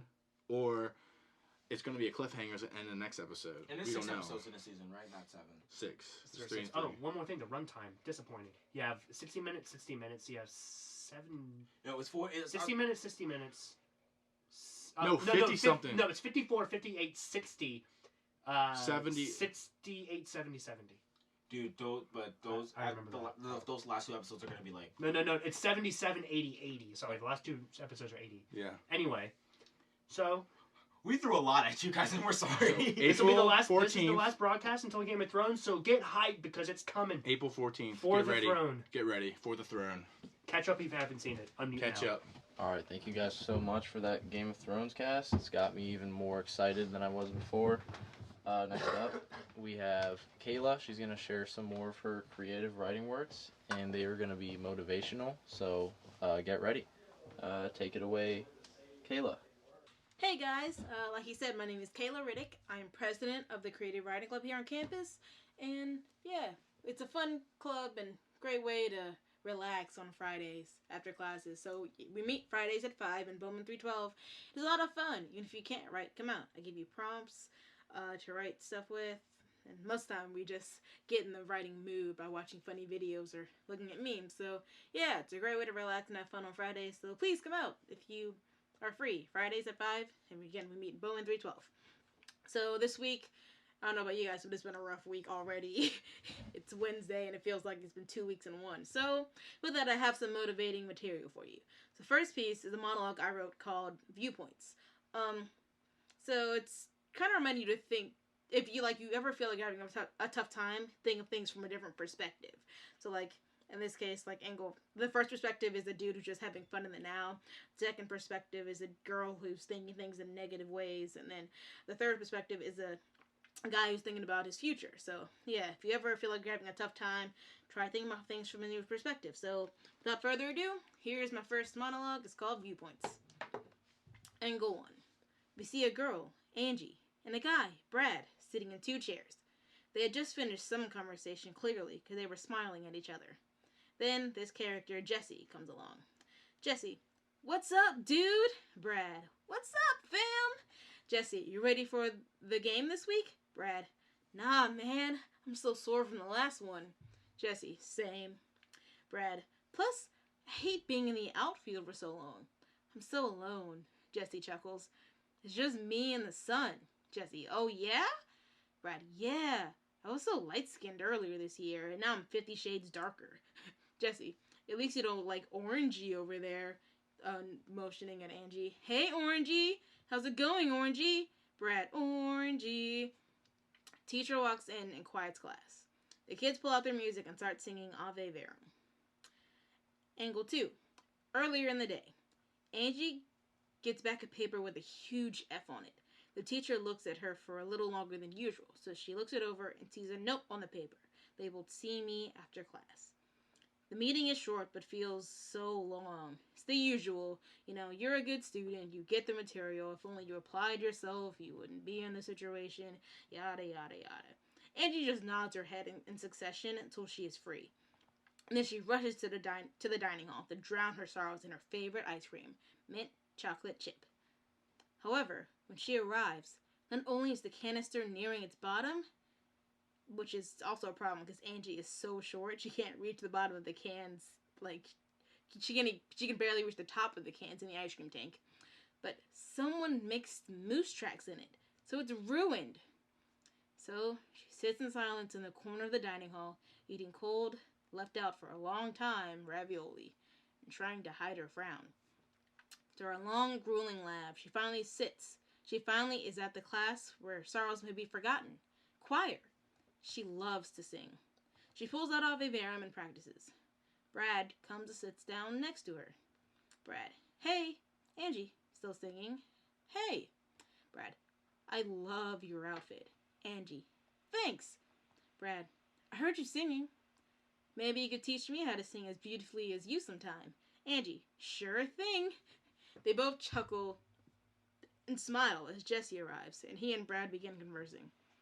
Angie is in her thoughts. Oh my gosh, it finally happened.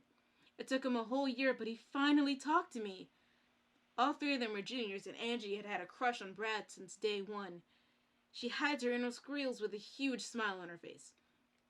She continues singing, even louder and prettier. She begins to think that maybe today's unfortunate events were all worth it, so that she could have this talk with Brad. Then Jesse interrupts with, at least you don't look like Orangey over there. Hey, Orangey. How's it going, Orangey? Brad, Orangey.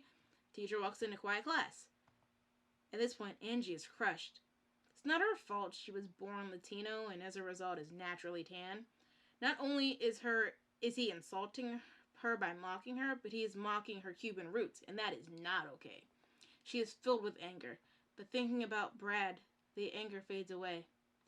Now, not only was she crushed, she was defeated, and just done for the day. She can't believe she was stupid enough to believe Brad liked her.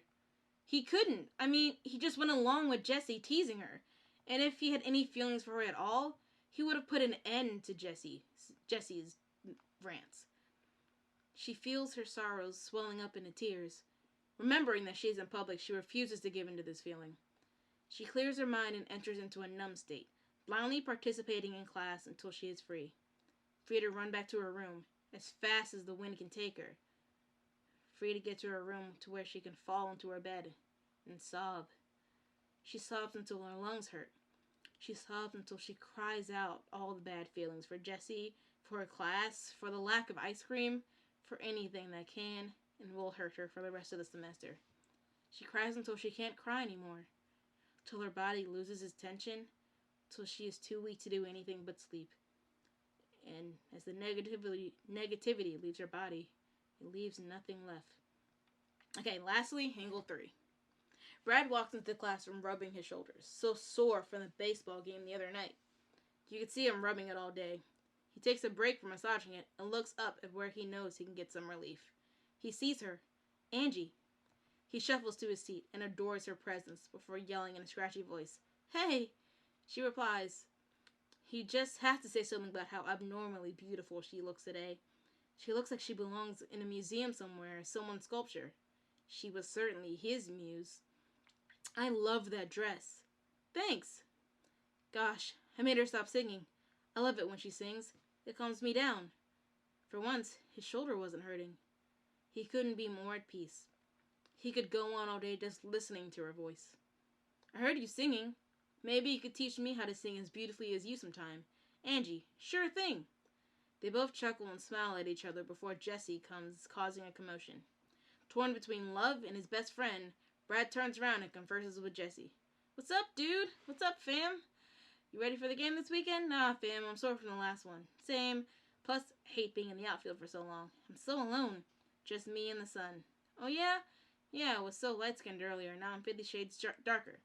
At least you don't look like Orangey over there." "Hey, Orangey. How's it going, Orangey? Orangey!" Teacher walks in a quiet class. Brad's stomach sinks to its pit. He had just called her pretty and then made fun of the way she looks? Yeah, that's gonna make her your girlfriend, Brad. He palms his face into his music and buries himself there to the end of class. He had a plan to tell her how he didn't mean it, how he just wanted to appease Jesse. He's always trying to help stupid Jesse out, even if it does him no good. He could have been in Harvard, but yet he's stuck here in some stupid Division II school, all because his best friend didn't want to be alone. Anyway, none of that mattered. All that mattered was how much he cared for Angie, how much he loved her, how much he wanted to be with her. His whole tragic life would be nothing if she would agree to be his girlfriend and become part of it. He moves into action. "Hey, Ange!" is all he's able to get out as she runs past him and out the door. Feeling defeated, he says goodbye to Jesse, hiding his sadness, and walks back to his dorm with the heaviest footsteps imaginable. He plops onto his bed. He stares into the ceiling, rubbing his shoulder, thinking of Angie, then facepalms remembering how stupid his actions were in choir. Now sinking into a depression, knowing that he may have ruined his chances forever, he pulls out a picture from his wallet. It is of him and Angie on orientation day. The two were best friends. He just always wanted more, but was scared to say so, especially as they slowly drifted apart through the years. The only other picture he owned was of his parents, who died in a car accident when he was young, so in a way, her friendship was the closest thing to a family, to meaning, to purpose he had. He falls asleep, running his hand over Angie's heart in the picture, wishing desperately that one day it would be his. Alright, thanks guys. Again, when things look difficult, look at things from a different viewpoint. You never know. You may not even know that someone may have a crush on you, the same way Brad has a crush on Andy. Or that you can just live in the now and have fun, kind of like Jesse. So yes, look at things from a different viewpoint, different perspective, to be motivated for like this week. Yeah, and again, if you have free time, come out Fridays at 5 and Bowman 312 for some writing and some fun. Again, I'm Cayla, Riddick, president of the Creative Writing Club. Hope to see you guys out there on Friday sometimes. Thanks, guys. Bye. Thank you so much, Cayla. That was a moving piece, and I hope everyone feels motivated by it. Everyone make sure you remember what you say and how you say it to people, because you can't tell how it's going to affect them. Next up, we have Raymond and Jacob with this week's Squawk Talk, and they'll be discussing the last few weeks of school and whatever else comes to their mind for this next 10 minutes. Take it away, guys. Hello, Bridgewater. Good evening. I'm Raymond Alexander. I am Jacob Neff, and this is Squawk Talk, the radio segment made by Eagles for Eagles. Tonight we are discussing winding down.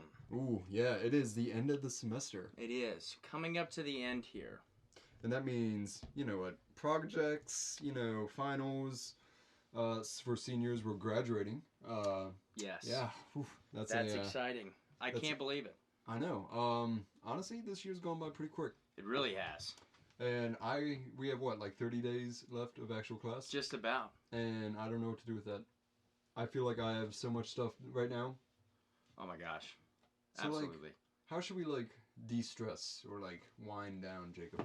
It's a great question. So, a great way to start is not to overschedule yourself in the first place. I know we have a million things going on. A lot of us are working while we're going to class, and there's so much to keep up with, but it is so important to not overcommit to things, especially as we're sort of dying down. And the other thing, too, is, and I am such a hypocrite for explaining this because I am absolutely someone who procrastinates, but towards the end of the semester, you're going to come up to a lot of projects and a lot of different things that may or may not have been assigned at the beginning of the semester, but we're not going to talk about that. Yo, it's in the syllabus. Yes. It's in the syllabus, Joe.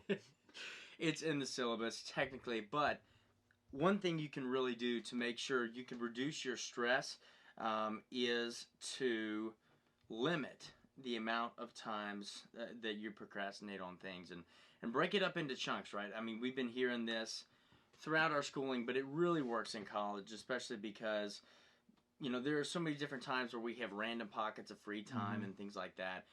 Use that free time that you can and make sure that you budget your time wisely as well. How are you feeling about graduation? Like, you nervous or Very excited? nervous. Yeah, I'm nervous and excited, and I'm ready. Yeah. But I also, it has been such a fantastic time that it will be hard to get rid of that chapter, and thankfully I'm staying on here at Bridgewater to complete my master's, and that's really exciting because I don't want to leave. I don't want to be faced with the real world, but no, I feel nervous, but I feel prepared. I think the liberal arts education that we get here at Bridgewater, and no, I'm not being paid to say this, okay? You know, there are certainly no. If anything, I'm paying them to say this, but no, there are certainly great things about Bridgewater, and also some things we all want to change. But I feel so very prepared based on the opportunities I've gotten here at Bridgewater to take that next step and really apply for jobs, and I've already started doing that. So. I feel very, very prepared, and so that helps with the nerves for sure. Yeah, so they can take that soundbite and they can use that as a marketing pitch. So basically for me, like, I don't know, I'm nervous mainly because it's like, this is my last time being here. It's like trying to remember all the memories that I've made here on campus, all the people I've met, you know.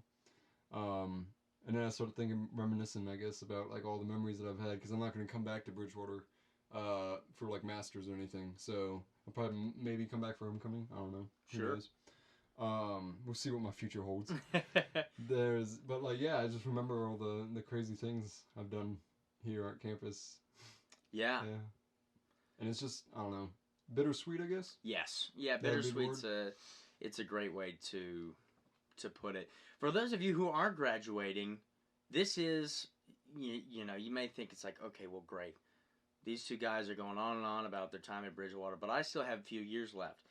That's okay. This conversation still has value for you because I thought the same thing. Yeah. Right? I remember being here in the BC Voice studio and being elsewhere and listening to the seniors talk about their time here at Bridgewater and thinking that will never happen, right? At the time, it seems so far away, but it comes up so very quickly, and you have to take those extra steps, right? You have to take those risks.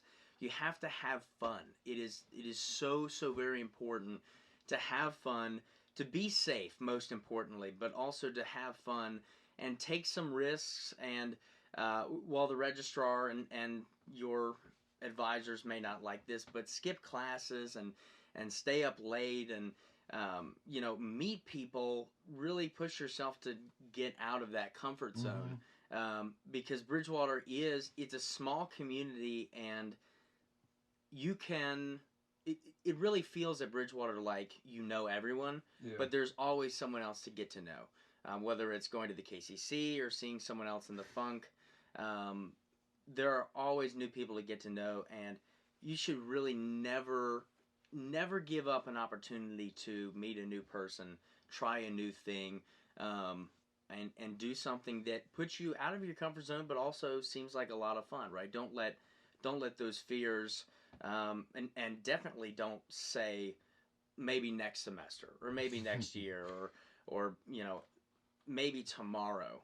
Try not to do that. There are so many things that, even though I've done many things here at Bridgewater, there are so many things I could have done as well, and I didn't do them because I said, well, maybe next time, and that next time never came. So this is really important, not just because we're headed off, but because you still have more years here. Yeah. So to make the best of those years, and you'll start to see it yourselves too, right? Like right now, you may think, well, thanks for the advice, but I don't agree. But you'll start to see what we're talking about, I think. I know I did. Yeah, I mean, to think back on, like when I was in my first year here, my sister went here as a senior, too. That was her senior year, was my first year. And, I don't know, I just remember her graduating. Like, I still remember it vividly, like, that year. Like, it just feels like it's yesterday almost.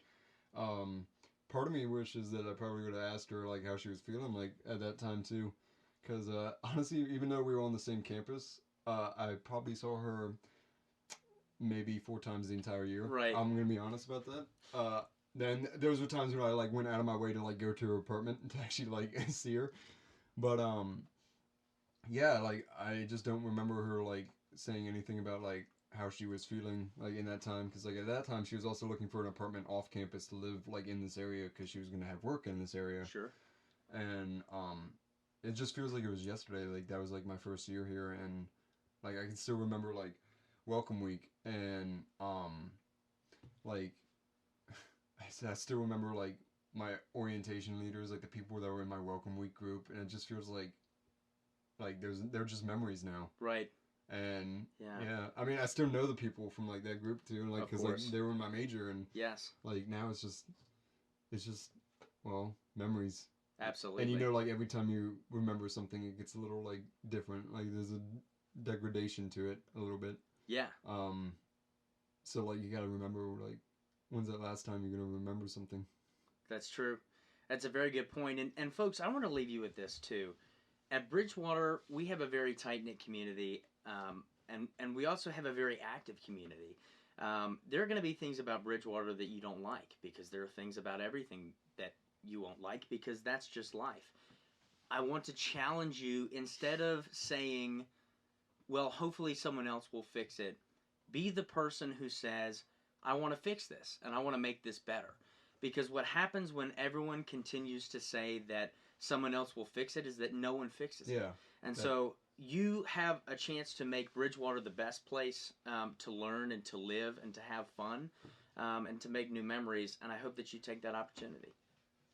Yeah, I don't know. I don't know how I'm going to handle this. I don't know if I'm going to cry. Might. I don't know. Who knows? But it's just like, they're memories now. Everything's just becoming a memory.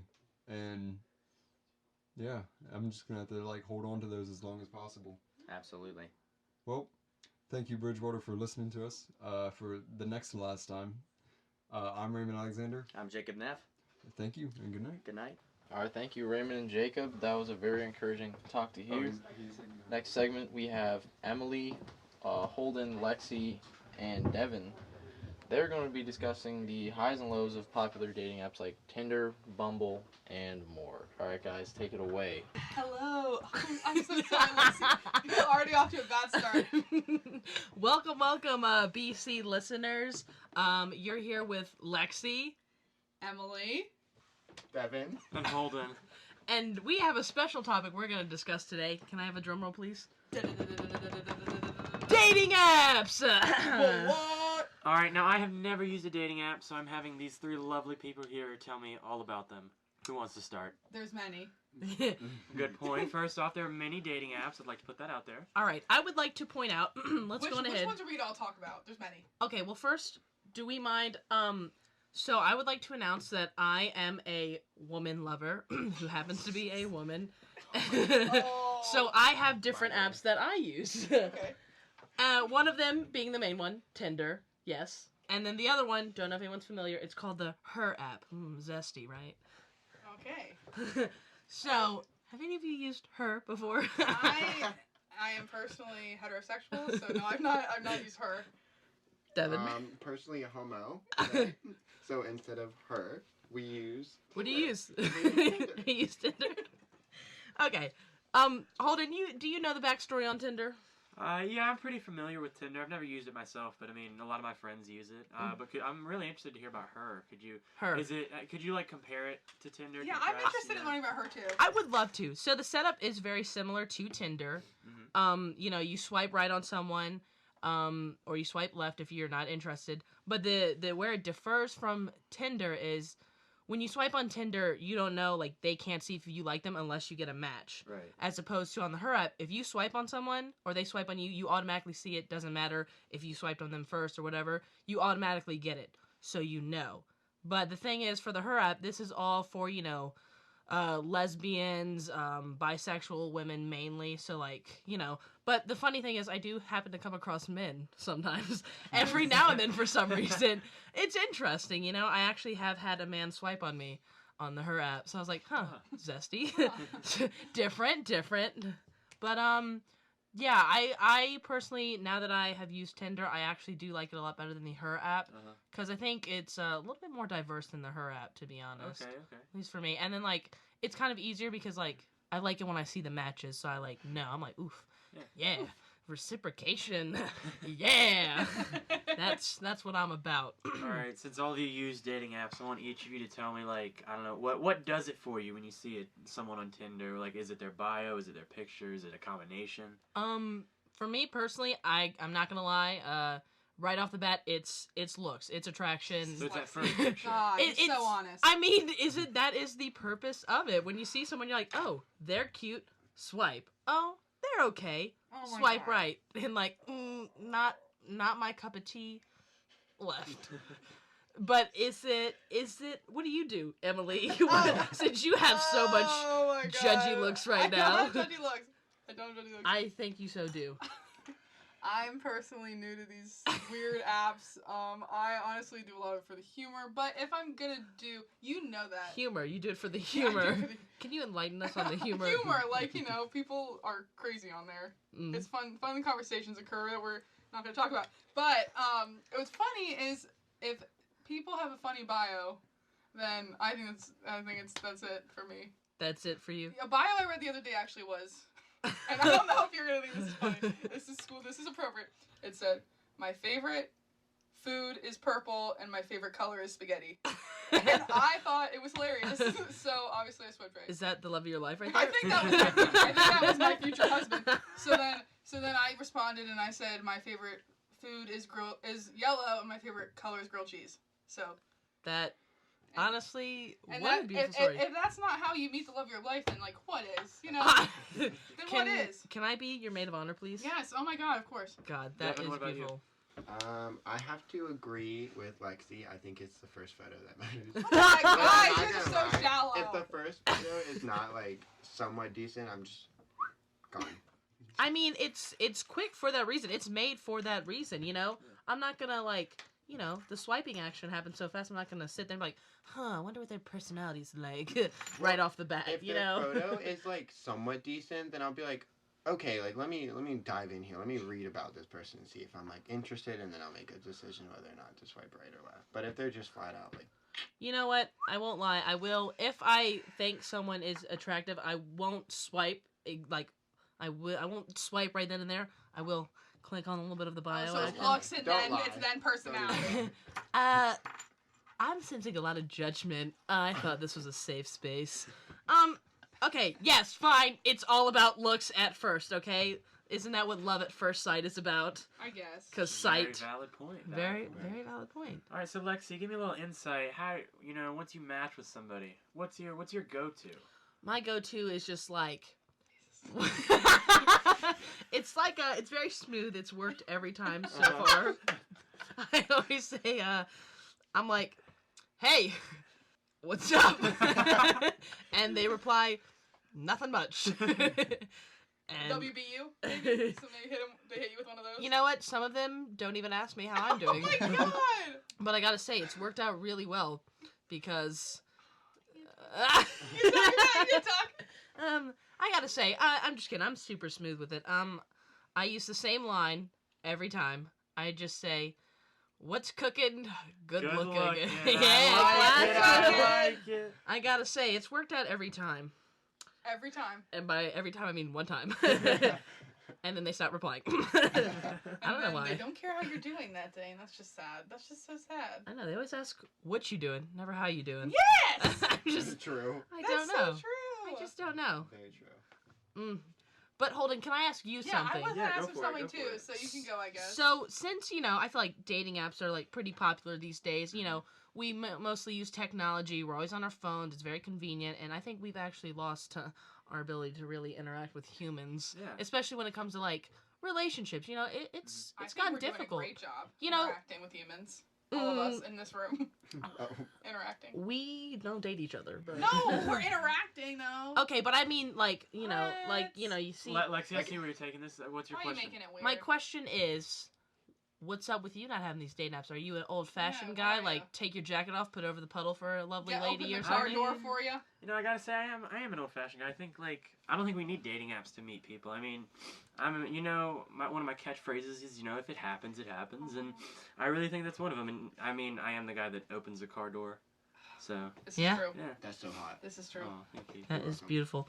But I feel like it's the same for like a dating app. When I swipe right or like super like someone on accident. If it happens, it happens. I keep that same energy. If it happens, Everything it happens. will be how it be. It do be how it be though. And it be how it do. And it be how it do. Yeah. But so are we missing any other dating apps so far? There's Bumble. Oh, hit us with the Which Bumble. I'm an advocate for Bumble. So let us know about that one. I'm terrified of dating apps. I just started doing these not too long ago. Very terrified because I think I'm gonna get murdered. I'm just like, it's just something that people are afraid of. I am not the only one. Don't act like I'm the only one. You're giving me a look like I'm the only one. No, dude. You don't know who's behind that screen. Exactly. You don't know if it's like something not. So Bumble is. I don't know. Like, girls have to message guys first. Ooh. That's what makes it different than the tables have turned. Tinder and Tinder is the only one that I know. But and then there's like question options. So it'll be like, my 3rd grade teacher thought I was blank, and then people would say class clown or whatever. So it's just like you get to you don't have to worry as much about bios, and it's more like little snippets, which I think are funny. I don't really. If people incorporate an Office quote, Parks and Rec, or sarcastic in their bio, right.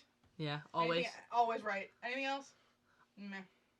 But, okay, so what's it like being, the one who initiates it? Because I feel personally like, it's Bumble's definitely different because women are making the first move, and that's not what society is used to or has made known, You gotta be powerful woman. You make the first move. But here's my problem with it. I've never felt like all my friends who also have dating apps like Tinder and stuff, like where either person can message first, and it's like I don't want to message them, and I'm like, why? You message them, and then if you never see them in your life, you're never gonna see them. I don't know why people were I'm afraid to message. I'm just like, why? If it happens, it happens. So I've never had a problem with Bumble, but I do have friends who are like, I'm scared, and I don't really understand that perspective because you're already behind a screen. What more could you Yeah. be hiding from? So, I don't know. I don't see a problem with it, but I do have friends who that'd be an interesting perspective to hear is why they're afraid to message because, again, you never see them in your life, so. Interesting. Well, Devon, let us in on Devon. Let us in on your experiences with dating apps. Why don't we talk about Grindr? Oh, Jesus. Grindr is honestly not gonna lie, it's the worst app ever. How it works is you see a picture of somebody, it's just one photo, sometimes several.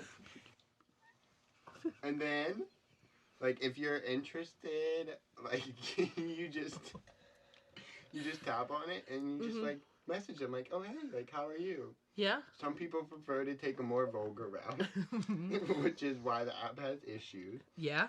But other than that, I think Yeah, we're listening. I think it's good for meeting.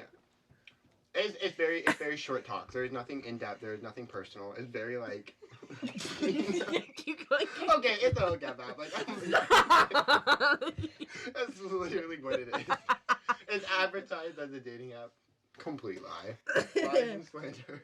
Lies and slander. Yes. Tinder's actually pretty nice though. Like, you know, a lot of the times guys don't know how to hold conversations. Mm-hmm. Usually it's very dry. Is a good term for it. Guys are very dry when it comes to conversations, I feel like. But other than that, I would definitely say Tinder is the better route.